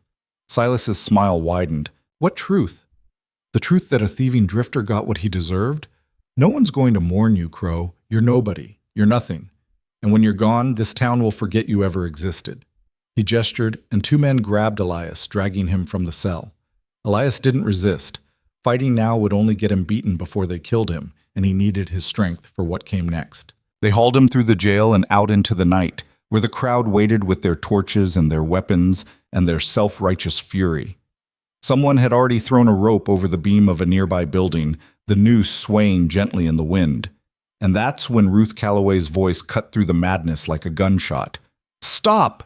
She stood at the edge of the crowd, her gray hair loose around her shoulders and a shotgun cradled in her arms. Behind her stood a dozen more people, men and women both, some with weapons, others with nothing but grim determination etched into their faces. Diego Ruiz was there, pale but steady. The red-haired girl's father, a blacksmith with arms like iron, a shopkeeper whose store had been squeezed dry by Silas's predatory contracts, a widow whose husband had died under suspicious circumstances after challenging the freight monopoly. The crowd turned, startled by the interruption, and the men holding Elias loosened their grip slightly. Ruth stepped forward, her voice ringing clear. "You want to hang this man? Then you're going to have to go through us first." Silas's face darkened. "Ruth, you're making a terrible mistake. The only mistake I made was keeping quiet for 5 years while men like you ran roughshod over this town. I'm done being quiet." She raised the shotgun, not quite pointing it at anyone, but making her meaning clear. "Elias Crowe is under arrest. That means he gets a trial, a real trial, with real evidence, not this mob justice garbage. He's a thief and a troublemaker," someone in the crowd shouted. "We got a right to protect ourselves." From what? A man who fixed a building? Who stopped a beating? Who's done nothing but try to help people since he got here? Ruth's eyes swept the crowd, landing on faces she'd known for years. You all know me. You know I'm not a liar, and I'm telling you right now, this isn't about justice. This is about fear. Silas Vane and his partners want Elias dead because he's asking questions they don't want answered. What questions? Someone called out. Questions about where their money came from. Questions about a federal payroll robbery 10 years ago that was never solved. Questions about who really controls this town and how they got that control. Murmurs rippled through the crowd. Silas's jaw tightened and his hand moved toward his coat. That's slander, he said coldly. Wild accusations from a woman driven mad by grief. Is it? Ruth reached into her pocket and withdrew a folded paper. Because I've got a letter here that says different. A letter from a dead man who named names and told truths. A letter that explains exactly how you, Harlan Pike, and Judge Orson Bell built your empire on blood money. The crowd went silent. Silas's face went pale, then flushed red with fury. That's a forgery, a desperate lie from desperate people. Then let's have a trial and find out, Ruth shot back. Let's bring this letter to a real court, not Bell's bought and paid for circus, and let honest people decide what's true. There is no other court. Silas's control was slipping, his voice rising. Bell is the territorial judge, and his word is law. Then maybe it's time we asked for a new judge, one who isn't in your pocket. The crowd was wavering now, uncertainty replacing anger. People exchanged glances, whispered conversations starting up. The momentum of the mob was breaking, fracturing into individuals who suddenly weren't so sure about hanging a man without proof. Harlan Pike pushed through the crowd, his marshal's star catching the torchlight. His face was hard as granite, his hand resting on his pistol. Ruth Calloway, you're interfering with the lawful administration of justice, he said, his voice flat and dangerous. Put down that shotgun and disperse your people, or I'll arrest every last one of you for obstruction. On whose authority? Diego stepped forward, his voice stronger than Elias had ever heard it. You're a federal marshal, Pike. Your jurisdiction is federal crimes. This is a local matter. You've got no more right to be here than any of us. Pike's eyes narrowed. You want to test that theory, boy? I'm not a boy, and I'm not afraid of you anymore. The words hung in the air like a challenge. Pike's hand tightened on his gun, and for a moment, Elias thought the marshal would draw, would turn this into a bloodbath right here in the street. Then Sheriff Calhoun appeared, pushing through the crowd with blood on his lip and fire in his eyes. Nobody's drawing on anybody, Calhoun said, his voice raw but steady. This stops now. Silas rounded on him. You lost control of this situation the moment you let that criminal into your jail, Sheriff. Now get out of the way. No. Calhoun planted himself between the mob and Elias, his hand on his own weapon. I've spent 8 years letting you three run this town like your personal kingdom. 8 years looking the other way, making excuses, telling myself it was for the greater good. But I'm done. Elias Crowe is in my custody, and he stays in my custody until he gets a fair trial. There's nothing fair about coddling criminals, and there's nothing legal about lynching. Calhoun's voice cracked like a whip. You want him tried? Fine. We'll send word to the territorial capital for an independent judge. We'll have a real trial with real evidence and a real jury. And if he's guilty, he'll hang legal. But I will not stand here and watch you murder a man to cover up your own crimes. The word crimes hit like a thunderclap. Pike's face went cold and deadly. Choose your next words carefully, Sheriff. I choose the truth. And the truth is that 10 years ago, you three orchestrated the robbery of a federal payroll. You killed the guards, you stole $20,000, and you used that money to buy up this town. Then you killed the men who helped you to keep them quiet. And you've been ruling through fear ever since. Gasps erupted from the crowd. People stepped back, shocked, disbelieving. Silas's laugh was harsh and ugly. You've lost your mind, Calhoun. You have no proof, no evidence, just the ravings of a bitter old fool. I've got the letter Ruth's holding. I've got witness testimony from Jack Farrow. And I've got 10 years of watching you operate and knowing in my gut that something wasn't right. Calhoun drew his gun, not aiming it, but making it clear he would if necessary. Now you've got two choices. You can back down, let the law work the way it's supposed to, and maybe, survive this with your lives, if not your reputations. Or you can push this, and I swear by everything I hold sacred, I will die before I let you hang an innocent man." The standoff stretched tight as a fiddle string, ready to snap. Then Judge Bell stepped forward from where he'd been watching in the shadows, his face carefully neutral. "Gentlemen," Bell said, his voice smooth as oil, "let's all take a breath. Clearly, emotions are running high. Perhaps we should adjourn for the evening, let cooler heads prevail, and reconvene in the morning to discuss this rationally." "There's nothing to discuss," Ruth said firmly. "Either Elias gets a fair trial, or this town tears itself apart tonight." Bell's eyes flicked to her, calculating. "Very well. A trial it is. I'll convene court tomorrow at noon. We'll hear the evidence against Mr. Crowe, and we'll hear any evidence in his defense. The jury will decide. Does that satisfy you?" "Not if you're the one running it," Diego said. "You're part of this. You helped cover up the robbery." "Alleged robbery," Bell corrected smoothly. "And I am the only territorial judge within 200 miles. Unless you'd prefer to wait 3 months for a circuit judge to make his rounds?" Ruth's jaw worked. 3 months was too long. Anything could happen in 3 months. Witnesses could disappear, evidence could vanish, and Elias could meet with an unfortunate accident. "Tomorrow," she said finally, "but it's a real trial, with real rules. And if we even suspect you're rigging it, we'll take this to the federal authorities ourselves." "Fair enough." Bell turned to the crowd, raising his voice. "You've heard the terms. Tomorrow at noon, in the courthouse. We'll settle this matter once and for all. Until then, Mr. Crowe remains in Sheriff Calhoun's custody, and there will be no more talk of mob justice. Are we agreed?" The crowd murmured, uncertain, but the fire had gone out of them. Without Silas's rhetoric to stoke their anger, they were just tired people who wanted to go home.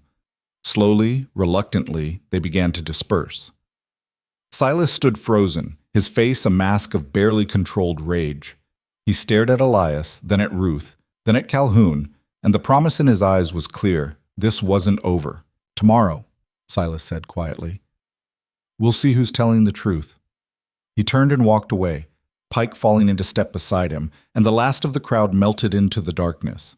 Ruth lowered her shotgun, her hands shaking now that the danger had passed. Diego moved to her side, steadying her. Calhoun holstered his weapon and turned to Elias. "Back in the cell. And you," he looked at Ruth and the others, "go home, get some rest. We're going to need every bit of strength we've got tomorrow." They helped Elias back into the jail, and this time when Calhoun locked the cell, it felt less like imprisonment and more like protection. "Thank you," Elias said quietly. Calhoun shook his head. "Don't thank me yet. We just bought you one more day. But Bell's going to stack that courtroom against you, and Silas is going to make sure the evidence looks damning. If we're going to win this, we need more than a letter and Jack Farrow's word. What do we need? We need someone from the inside, someone who was there, who knows what happened, and who's willing to testify." Calhoun rubbed his face. "But everyone who was involved is either dead or too scared to talk." "Not everyone," Ruth said from the doorway. "There's one person left. Someone who knows everything, because he had to clean up the mess afterward." "Who?" Calhoun asked. "Thomas Finch, the old undertaker. He handled the bodies from the stagecoach robbery, and he handled the bodies of the gang members when Silas had them killed. He saw things, heard things, and if anyone kept records, it would be him." Calhoun's eyes widened.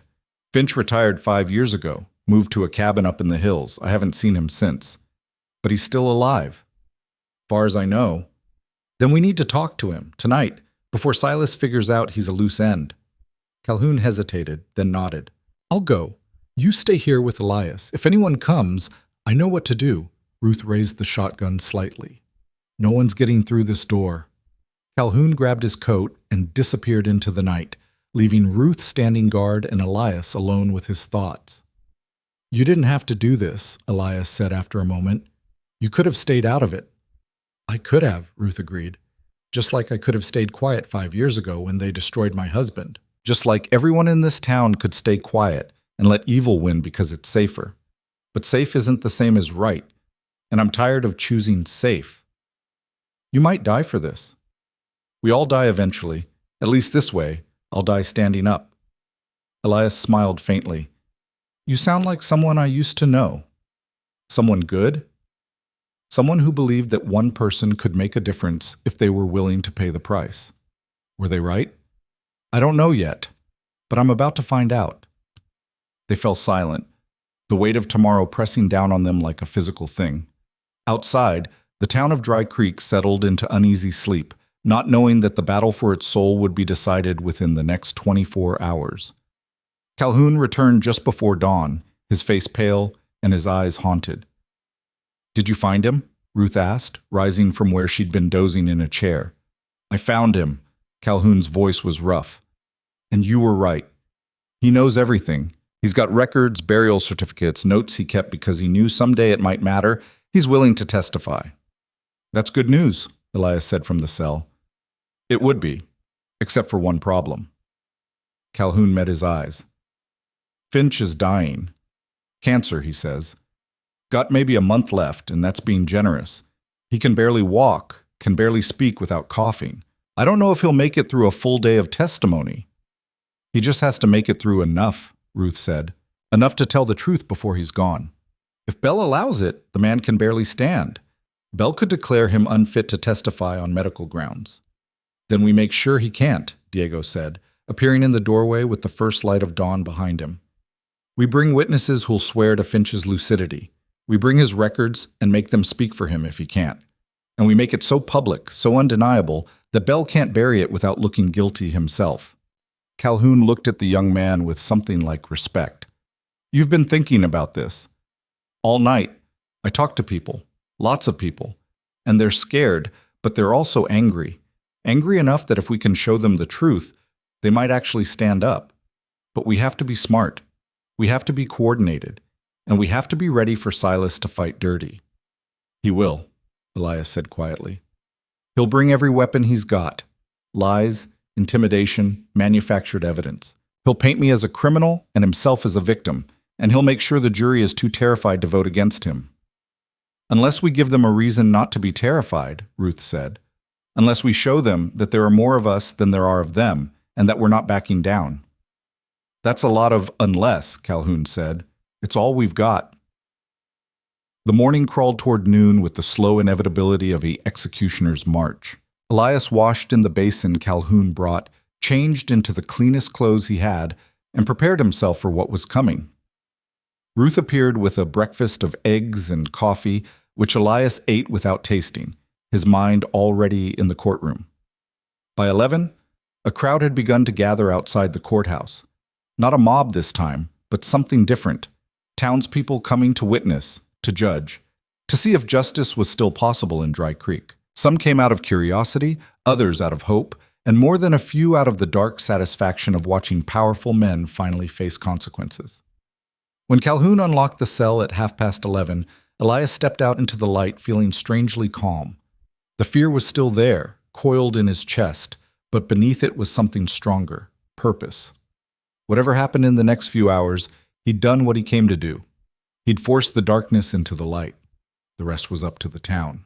They walked to the courthouse together. Elias, Calhoun, Ruth, and Diego, through streets lined with watching faces. Some hostile, some sympathetic, most just uncertain. The courtroom was packed to capacity, every bench filled, people standing along the walls and pressing in through the doorway. The air was thick with tension and body heat, and the electric charge that came before storms. Judge Bell sat behind his bench, robed and imperious, his face a mask of judicial neutrality. To his right sat a jury of 12 men, selected this morning under circumstances Elias could only guess at. Some looked uncomfortable, others resigned, and a few wore the blank expressions of men who'd already made up their minds. Silas Vane sat at the prosecutor's table, flanked by a lawyer brought in from somewhere, a thin, sharp-faced man with predator's eyes. Harlan Pike stood against the wall, arms crossed, watching everything. Elias was led to the defendant's table, where a local attorney named Morrison sat waiting. Morrison was old, half-deaf, and clearly terrified, but he was the only lawyer in town willing to defend Elias, even nominally. Bell brought down his gavel, and the room fell silent. "This court is now in session," Bell intoned. "The Territory versus Elias Crowe on charges of theft and destruction of property. How does the defendant plead?" Morrison stood shakily. Not guilty, Your Honor. So noted. The prosecution may present its case. The thin lawyer stood, buttoning his coat with practiced precision. Your Honor, members of the jury, the facts of this case are simple. The defendant, Elias Crowe, arrived in Dry Creek less than a week ago. Within days, valuable property belonging to Mr. Silas Vane was stolen from a secured warehouse. A witness places the defendant at the scene. The defendant has no alibi and no explanation for his whereabouts at the time of the crime. Furthermore, shortly after being questioned, a building the defendant was using was destroyed, destroying conveniently any evidence that might have been found there. Objection, Morrison wheezed. There's no evidence linking Mr. Crowe to the fire. Sustained, Bell said. Stick to the charges, Counselor. The prosecutor nodded smoothly. Of course, Your Honor. I call my first witness, Clayton Reed. The nervous man from before took the stand, looking even paler under the scrutiny of the crowded courtroom. He was sworn in, and the prosecutor began his questioning. Mr. Reed, can you tell us what you saw on the night of the robbery? Clayton licked his lips. I was walking home late, past midnight, and I saw someone near Mr. Vane's warehouse, a tall man moving around the loading dock where the goods were stored. Can you describe this man? Tall, dark-skinned, wore a hat pulled low. Do you see that man in this courtroom? Clayton's eyes flicked to Elias, then away. Yes, that's him, the defendant. Murmurs rippled through the crowd. The prosecutor smiled. Thank you, Mr. Reed. No further questions. Morrison stood for cross-examination, his hands shaking. Mr. Reed, you said it was past midnight. Was there a moon that night? I don't remember. It was a new moon, Morrison said. Barely any light at all. So how could you see this man's face clearly enough to identify him? I didn't see his face exactly, but I saw his build, his height, and there's only one man in town who fits that description. Only one? In a frontier town where drifters and travelers pass through every week? Clayton hesitated. Well, at that time. So you're guessing you saw a tall figure in the dark, and you're guessing it was Mr. Crowe because he's the only black man currently in town. Is that accurate? Objection. The prosecutor leaped up. Badgering the witness. Withdrawn, Morrison said, sitting down heavily. But the seed had been planted. The jury looked uncertain. The prosecutor called more witnesses, Silas himself, testifying to the value of the stolen goods, his shock at the theft, his certainty that this stranger was responsible. A clerk who confirmed the inventory discrepancies. A handyman who claimed to have seen Elias asking questions about the warehouse layout days before the robbery. Each piece of evidence seemed damning on its surface, but Morrison chipped away at the edges, exposing assumptions, highlighting gaps, forcing the witnesses to admit they didn't actually know anything for certain. By the time the prosecution rested, the case was circumstantial at best. Bell turned to Morrison. Does the defense wish to present evidence? Morrison stood. We do, Your Honor. The defense calls Ruth Calloway. Ruth took the stand, her back straight, her voice clear. She testified to Elias's character, his actions since arriving in town, his work on the mission house. The prosecutor objected repeatedly, arguing relevance, but Bell allowed most of it, perhaps sensing that shutting her down too completely would look suspicious. Then Morrison asked the question that changed everything. Mrs. Calloway, do you have any knowledge of why Mr. Vane and his associates might want to see Mr. Crowe convicted? The prosecutor shot to his feet. Objection. Calls for speculation. Your Honor, Morrison said, this goes to motive for a false accusation. Bell's eyes narrowed. I'll allow it, but tread carefully, Counselor. Ruth took a breath. I believe Silas Vane, Harlan Pike, and you, Judge Bell, are afraid of what Mr. Crowe might reveal about your past.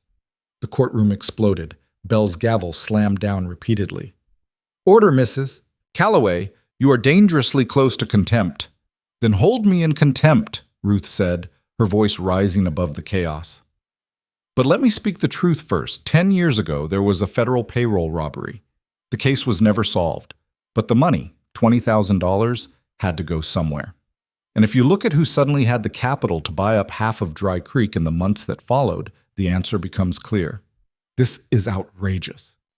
Silas was on his feet, his face purple with rage. She's slandering us with baseless accusations. Are they baseless? Morrison pulled out the letter, holding it high. Because we have a letter written by one of the men involved in that robbery, naming all three of you as conspirators. The courtroom erupted again. Bell's gavel might as well have been hitting water for all the good it did. I will have order, Bell roared. Bailiff, remove that woman from the stand. But before anyone could move, the courtroom doors burst open, and Sheriff Calhoun entered, supporting a frail skeletal man who could barely stand. Thomas Finch. The old undertaker's eyes swept the room, and when he spoke, his voice was thin but clear. I can confirm everything in that letter. I was there. I saw it all. And I have the records to prove it. The silence that followed Thomas Finch's declaration was absolute, the kind of silence that comes when the world holds its breath before everything changes. Every eye in the courtroom fixed on the dying man as Calhoun helped him toward the witness stand, his skeletal frame seeming almost translucent in the afternoon light streaming through the windows. Bell's face had gone white, then red, his hands gripping the edges of his bench so hard his knuckles showed bone. This is highly irregular. I will not allow— You will allow it, or I'll make sure every newspaper from here to Washington knows you silenced a dying man's testimony. The voice came from the back of the courtroom, and heads turned to see a stranger standing in the doorway, a well-dressed man in his 50s with a badge pinned to his vest and an air of unquestionable authority. United States Marshal William Cord. I received word 2 days ago about irregularities in this territory, and I've been riding hard to get here. Seems I arrived just in time. Harlan Pike's face drained of color. A federal marshal outranked him, outranked everyone in this room, and the presence of one meant that this was no longer a local matter that could be swept under the rug. Bell recovered quickly, his voice strained but controlled. Marshal Cord, we were not informed of your arrival. That was intentional. I find I learn more when people don't have time to prepare their lies. Cord moved through the courtroom, his eyes taking in everything, the packed benches, the tense jury, the trembling undertaker. Now, I believe this man has testimony to give. I suggest you let him give it. Bell's jaw worked, trapped between his desire to shut this down and his fear of what refusing a federal marshal would look like. Finally, he gestured sharply. Proceed. Calhoun helped Finch into the witness chair. The old man settled with a grimace of pain, his breath rattling in his chest, but his eyes were clear and sharp as broken glass. Morrison approached, his earlier nervousness replaced by grim determination. Mr. Finch, please state your name and occupation for the record. Thomas Finch. I was the undertaker in Dry Creek for 30 years before I retired. His voice was thin but steady. I buried most of the dead in this town, including the ones nobody wanted to talk about. Can you tell us about the stagecoach robbery 10 years ago? Finch's gaze swept the courtroom, landing briefly on Silas, then Pike, then Bell. I can. On August 14th, 10 years back, 3 bodies were brought to me. The stagecoach driver and 2 guards. They'd been shot, all 3. The driver took a bullet to the back of the head, execution style. The guards were shot in the chest, probably didn't even see it coming. Who brought the bodies? Harlan Pike. He was a deputy marshal then, investigating the robbery. He told me it was outlaws, said they'd never catch them, that I should just bury the bodies quick and not ask questions. But you kept records. I always kept records. Burial certificates, notes about the condition of the bodies, sketches of the wounds. In my line of work, you learn that the dead sometimes tell stories the living want to keep quiet. Finch reached into his coat with shaking hands and withdrew a worn leather journal. This is everything. Every burial I did in 30 years, including those 3 men. Morrison took the journal, flipping to the marked page. What did your notes say about these particular deaths? That the wounds were clean, professional, not the kind of messy shooting you get from a panicked robbery, and that the driver's pockets had been turned out, but his boots were still on. Good boots, expensive. Outlaws desperate enough to kill for a payroll wouldn't leave good boots behind. What did you conclude? That whoever killed those men wasn't interested in robbery for its own sake. They were after something specific, and they knew exactly what they were doing. The prosecutor jumped up. Objection! The witness is speculating about things outside his expertise. I buried over 300 bodies in my career, Finch said before Bell could rule. I know the difference between a robbery gone wrong and an execution. Those men were executed. Morrison nodded. What happened next? 6 months later, I buried 4 more men, all of them shot in the back, all of them found in different locations around the territory. Pike brought me those bodies too, said they'd killed each other in a dispute over money, but I recognized one of them. A man named Carter, who used to drink at the Broken Spur. Word around town was that Carter and his friends had come into money suddenly, right after the stagecoach robbery. Did you report your suspicions? To who? Pike was the law, Bell was the judge, and Silas Vane had just bought up half the town's property notes. I wasn't stupid enough to sign my own death warrant. Finch's eyes hardened. But I wasn't stupid enough to forget either. I kept my records, I kept my notes, and I waited for the day when someone brave enough would ask the right questions. Morrison held up the journal. Your Honor, I'd like to submit this as evidence. Objection. The prosecutor's voice was desperate now. This is hearsay and speculation from a biased witness. This is documented evidence from a neutral professional, Morrison shot back, and it corroborates everything in the letter Mrs. Calloway presented. Bell looked like he wanted to refuse, but Marshal Cord stepped forward. I'll be taking that journal into federal custody as evidence of a crime against the United States government. The robbery of a federal payroll is a federal matter, Judge Bell, which means this trial is about to become a lot more complicated for you. Bell's face went ashen. The trap had sprung completely now, and there was no way out that didn't lead through exposure and ruin. I'll allow the journal, Bell said finally, his voice barely above a whisper. Morrison turned to the jury. Gentlemen, what we have here is a pattern, a robbery that was never properly investigated. Witnesses who died under suspicious circumstances, and 3 men who suddenly had the resources to dominate this town in the aftermath.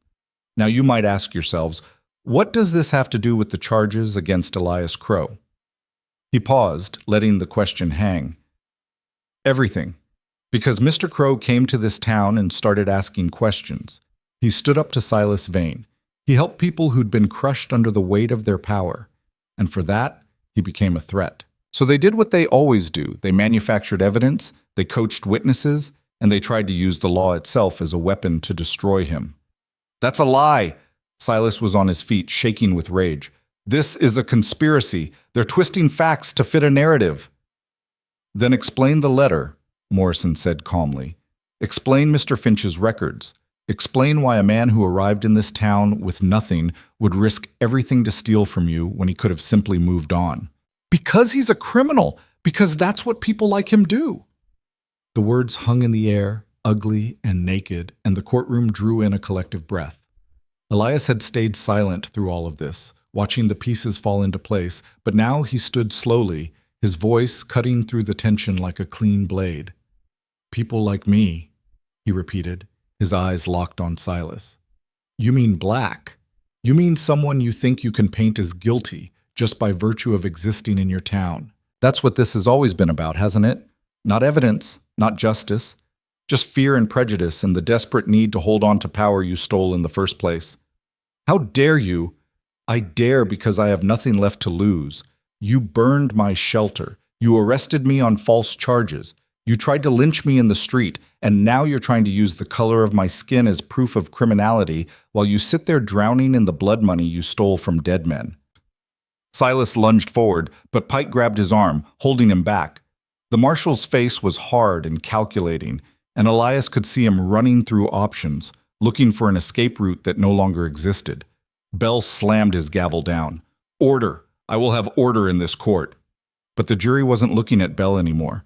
They were looking at Silas, at Pike, at the judge himself, and the doubt that had been planted earlier was now blooming into full realization. Marshal Cord stepped forward again. Your Honor, given the testimony we've heard and the evidence presented, I'm formally requesting that you suspend these proceedings and allow me to conduct a federal investigation into the robbery of government property and the subsequent murders. This court is compromised, and everyone in this room knows it. You can't just waltz in here and I can, and I am. As of this moment, Harlan Pike, you are suspended from your position pending investigation. Judge Bell, you will recuse yourself from any further proceedings related to this matter. And Mr. Vane, Cord's eyes were cold as winter stone, You will make yourself available for questioning regarding your financial activities in the months following the robbery. This is outrageous! Silas's voice had lost its polish, becoming something raw and desperate.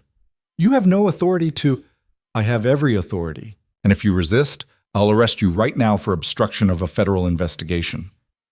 The courtroom erupted into chaos. People shouting, some cheering, others angry, the jury looking lost and confused. Bell hammered his gavel uselessly, his authority evaporating like morning dew. Through it all, Elias stood quietly, watching the empire crumble. Ruth appeared at his side, her eyes shining. You did it. We did it, he corrected. All of us. Diego pushed through the crowd, his face split in a grin. They're finished. Pike, Vane, Bell, they're all finished. Not yet, Elias said. They're wounded, but wounded animals are the most dangerous. They'll fight back with everything they have left. He was right. As Marshal Cord attempted to restore order and begin formal questioning, Harlan Pike made his move. In the confusion, he slipped toward the door, his hand on his pistol, his eyes wild with the desperation of a man who saw the gallows in his future. Nobody move! Pike's gun was out now, sweeping the room. I'm walking out of here, and if anyone tries to stop me, people die. Cord's hand moved to his own weapon, but Pike shook his head. Don't. I've got nothing to lose, Marshal. You draw on me, and this becomes a bloodbath. There's nowhere to run, Pike. Every law officer from here to the Pacific will be looking for you. Maybe, but I'll be long gone before they get organized. Pike began backing toward the door, his gun trained on the crowd. And just so we're clear, anyone who testifies against me, anyone who helps that federal investigation, I'll make sure they regret it. I've got friends, I've got resources, and I've got a long memory. He was almost to the door when Calhoun stepped into his path. Move, Sheriff. No. Calhoun's voice was steady, his fear buried beneath something stronger, resolve. I've spent 8 years being afraid of you, 8 years letting you do whatever you wanted because I was too weak to stop you, but I'm done being weak. You're going to die being brave then. Maybe, but at least I'll die clean. Pike's finger tightened on the trigger, and for a heartbeat, time seemed to freeze. Then Diego moved, fast and reckless, throwing himself at Pike from the side. The gun went off, the shot deafening in the enclosed space, and people screamed and dove for cover. When the smoke cleared, Pike was on the ground, Diego on top of him, struggling for the weapon. Cord and Calhoun rushed forward, wrenching the gun away and hauling Pike to his feet. Blood ran from a cut on Diego's forehead where the gun had struck him, but he was grinning, wild and triumphant. Got you, Diego panted. You don't get to run. You don't get to hide. You face what you did. Cord slapped iron cuffs on Pike's wrists, reading him his rights in a voice that carried through the stunned silence. Pike sagged, the fight going out of him all at once, leaving only a broken man who'd gambled everything and lost. Silas tried to slip out during the commotion, but Ruth and a dozen townspeople blocked his path, their faces hard and unforgiving. You're not going anywhere, Ruth said quietly. You're going to stand there and answer for every crime, every theft, every life you destroyed. And if you run, we'll hunt you down ourselves. Silas looked around the room, seeing only accusation and anger where once there had been fear and submission. The power he'd wielded for a decade had evaporated, and without it, he was just a middle-aged man in an expensive suit with nowhere to hide. I want a lawyer, he said finally, his voice hollow. You'll get one, Cord said, right after you spend some time in a cell thinking about what's coming. Bell sat slumped at his bench, his robe seeming to hang on him like a costume he no longer had the right to wear. He made no attempt to flee or fight, just sat there in stunned silence as his world collapsed around him. Cord turned to Elias. Mr. Crowe, on behalf of the United States government, I apologize for what you've endured. The charges against you are dismissed and you're free to go. Elias nodded slowly, the reality of it settling in. Free. After days of imprisonment, threats, and the shadow of the noose, he was free. But freedom felt strange and hollow when he looked around at the wreckage, the town torn apart, people's faith in institutions shattered, the hard work of rebuilding still ahead. What happens now? Someone in the crowd asked. Cord surveyed the room. Now we do this properly. I'll be conducting a full investigation into the robbery, the murders, and every shady dealing these three have been involved in for the past decade. Anyone with information should come forward. Anyone who's been victimized should file a complaint. This won't be quick, and it won't be easy, but it will be thorough. And in the meantime, Calhoun asked, in the meantime, this town needs to figure out how to govern itself without the men who've been pulling the strings. You'll need a new judge, new leadership, and probably a new sheriff. I'm staying on, Calhoun said firmly. I failed this town for 8 years. I'm not walking away now when there's real work to be done. Cord studied him, then nodded. All right, but you're getting deputies, good ones, and you're going to rebuild the law here from the ground up, you understand? No more shortcuts, no more looking the other way. I understand. The crowd began to disperse slowly, people filing out into the late afternoon sun, blinking like they'd emerged from a long darkness. Some were elated, others shell-shocked, but all of them carried the weight of understanding that their town would never be the same. Elias stepped outside to find the street transformed. Where once there had been fear and hostility, now there was something fragile and new, hope. Ruth appeared beside him, her shotgun finally put away. What will you do now? Elias looked down the dusty street, at the buildings that needed repair, the people who needed help, the community that needed to learn how to stand on its own. I think I'll stay, he said, at least for a while. There's work to be done. The mission house is gone. Then I'll rebuild it, with help this time. Diego approached, a bandage wrapped around his head, but his eyes bright. I'll help, and I know others who will too. We can have it up again in a week if we work together. You sure you want to? Elias asked. You've got a family to think about. I am thinking about them. I'm thinking about the town I want my children to grow up in, and that means building something better than what we had. More people gathered. The blacksmith, the shopkeeper, the widow whose husband had died challenging the freight monopoly. One by one, they offered their hands, their tools, their labor. And Elias, who had come to Dry Creek alone with nothing but a worn saddle and a reputation nobody wanted to believe, found himself surrounded by allies he'd earned through courage and conviction. The next days blurred into a whirlwind of activity. Marshal Cord set up an office in the courthouse and began the painstaking work of untangling a decade of corruption. Witnesses came forward, some brave, others still frightened but determined to speak. The story that emerged was even worse than anyone had imagined. Not just the robbery and the murders, but years of extortion, land theft, fraud, and manipulation. Silas Vane, Harlan Pike, and Judge Orson Bell were formally charged with multiple federal crimes and held pending trial in the territorial capital. Their assets were frozen, their properties seized, and their power dismantled piece by piece. The town itself began to heal, slowly and painfully, like a body recovering from a long illness. New elections were called. Honest men and women stepped forward to fill the vacuum of leadership, and the people of Dry Creek learned, tentatively at first and then with growing confidence, that they could govern themselves without fear. The mission house rose again, this time built by many hands instead of one. It was stronger than before, with straight walls and a roof that didn't leak, and windows that let in the light. When it was finished, Elias stood in the doorway and looked at what they'd built together. Not just a building, but a symbol of what was possible when people refused to accept cruelty as inevitable. Ruth came to see it, running her hand along the smooth wood of the doorframe. My husband would have liked this, she said quietly. He would have liked knowing that someone finally stood up and didn't back down. He tried, Elias said. That counts for something. It counted for nothing at the time, but maybe it planted a seed. Maybe that's all we can ever do, plant seeds and hope someone else waters them. Maybe. They stood in comfortable silence, watching the sun set over Dry Creek, painting the sky in shades of orange and purple and gold. 3 weeks after the trial that never finished, word came that Silas Vane had confessed to everything.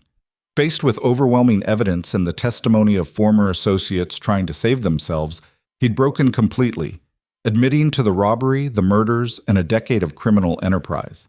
Pike followed suit within days, and Bell, seeing the inevitable, gave up his own confession in exchange for a slightly lighter sentence. The town celebrated quietly, without fanfare, like people who'd fought a long war and were too exhausted for triumph, but grateful for peace. Elias was in the mission house, repairing a bench, when Calhoun appeared in the doorway. "Thought you'd want to know," the sheriff said. "Thomas Finch passed this morning, peaceful, in his sleep. The doctor said he'd been holding on for something, and once the trial happened, he finally let go." Elias set down his tools, his chest tight. He was a brave man. He was a man who kept the truth alive when everyone else wanted it buried. That's more than brave, that's heroic. Calhoun paused. "We're giving him a proper funeral, full honors. The whole town's coming. Thought you might want to say a few words." "I'd be honored." The funeral was held 2 days later under a sky so blue it hurt to look at. Half the town turned out, filling the small cemetery on the hill overlooking Dry Creek. They buried Thomas Finch with dignity and gratitude, and when Elias spoke, his words were simple but true. This man kept faith with the dead and the truth. When it would have been easier and safer to forget, he remembered. When it would have been smarter to stay silent, he spoke.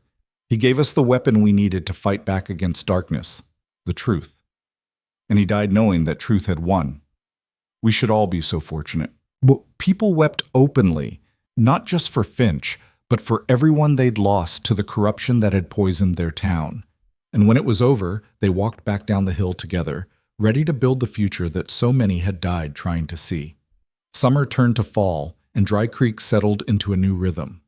Honest businesses thrived. Fair contracts were written and honored. The courts, now overseen by a circuit judge appointed by the territorial governor, dispensed actual justice. It wasn't perfect, no human institution ever was, but it was better, cleaner, more hopeful. Elias remained, not as a savior or a hero, but as a member of the community. He worked odd jobs, helped neighbors, and spent his evenings in the rebuilt mission house, which had become an informal gathering place for those seeking advice, help, or simply a friendly ear. Diego visited often, sometimes bringing his children who would play in the mission yard while the adults talked. The young man had found his courage and wore it like armor now, standing straighter, speaking louder, refusing to be cowed. Ruth opened a small school in one of the buildings Silas had owned, teaching children to read and write and think for themselves. On weekends, she and Elias would sit on the porch of the boarding house and watch the town go by, commenting on the changes they saw. "You know you've become something of a legend," Ruth said one evening, rocking gently in her chair. "People 3 territories over have heard about the stranger who rode into Dry Creek and brought down an empire." "That's not how it happened." "Maybe not, but that's how people will remember it. The lone hero standing against corruption. I wasn't alone, and I wasn't a hero. I was just a man who couldn't walk away from a fight." "That's what heroes are," Ruth said gently. "People who can't walk away."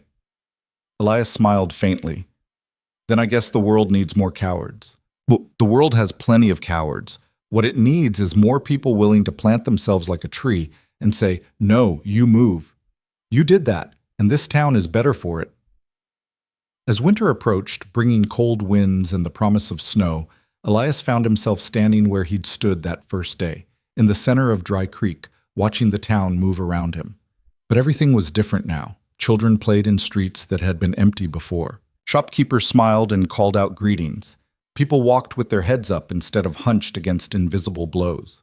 The mission house stood solid and welcoming, smoke rising from its chimney into the clean air. And Elias Crowe, the stranger nobody had wanted, had become a cornerstone of the community he'd helped save. On a clear December morning, Marshal Cord returned to Dry Creek for the last time, bringing news that the trials had concluded. Silas Vane had been sentenced to 15 years in federal prison. Harlan Pike got 20. Judge Orson Bell, in consideration of his cooperation and age, received 10 years but would likely die behind bars given his health. "It's over," Cord said, shaking Elias's hand on the steps of the mission house. "The case is closed, the guilty are punished, and the stolen money, what we could recover of it, is being distributed back to the victims. And the town? The town is yours to keep building. I've filed my final report. As far as the federal government is concerned, Dry Creek is a model of frontier justice, a place where ordinary people stood up against corruption and won." Cord smiled. "Though between you and me there was nothing ordinary about what you did. I had help. The best kind of heroism always does." Cord rode out that afternoon, and Elias watched him go. feeling the weight of the past months finally lifting from his shoulders. That evening, the town held a gathering in the mission house. Not a formal celebration, just people coming together to share food and stories and the quiet satisfaction of survival. Elias moved through the crowd, listening more than talking, watching the community he'd helped knit itself tighter with every shared laugh and remembrance. Near midnight, when most people had gone home and only a few lingered by the dying fire, Ruth pulled Elias aside. "What will you do now?" she asked. "Stay? Move on. You've done what you came to do." Elias considered the question, looking around the room at the faces he'd come to know, the lives he'd touched, the place he'd helped transform. "I think I'll stay a while longer," he said finally. "There's always more work to be done. And besides, I've gotten used to having a home." Ruth's eyes glistened. "This town is lucky to have you." "I think I'm the lucky one." She squeezed his hand, then left him alone with his thoughts. Elias stood in the doorway of the mission house, looking out at Dry Creek, sleeping under a blanket of stars. The town was peaceful now, its demons exorcised, its future uncertain but no longer dark. He'd come here with nothing, no plan, no allies, no certainty that he could make a difference. But he'd refused to look away from injustice. He'd refused to let fear silence him. And in the end, that refusal had been enough to tip the balance from oppression to freedom. The stranger no one had wanted had become the man they needed. And Dry Creek, Wyoming territory, a town that had been dying from rot and corruption, had found a second chance at life. Elias pulled the door closed, locked it against the cold, and turned toward the future, knowing that whatever came next, he wouldn't face it alone. The battle for Dry Creek was over, but the work of building something better had only just begun.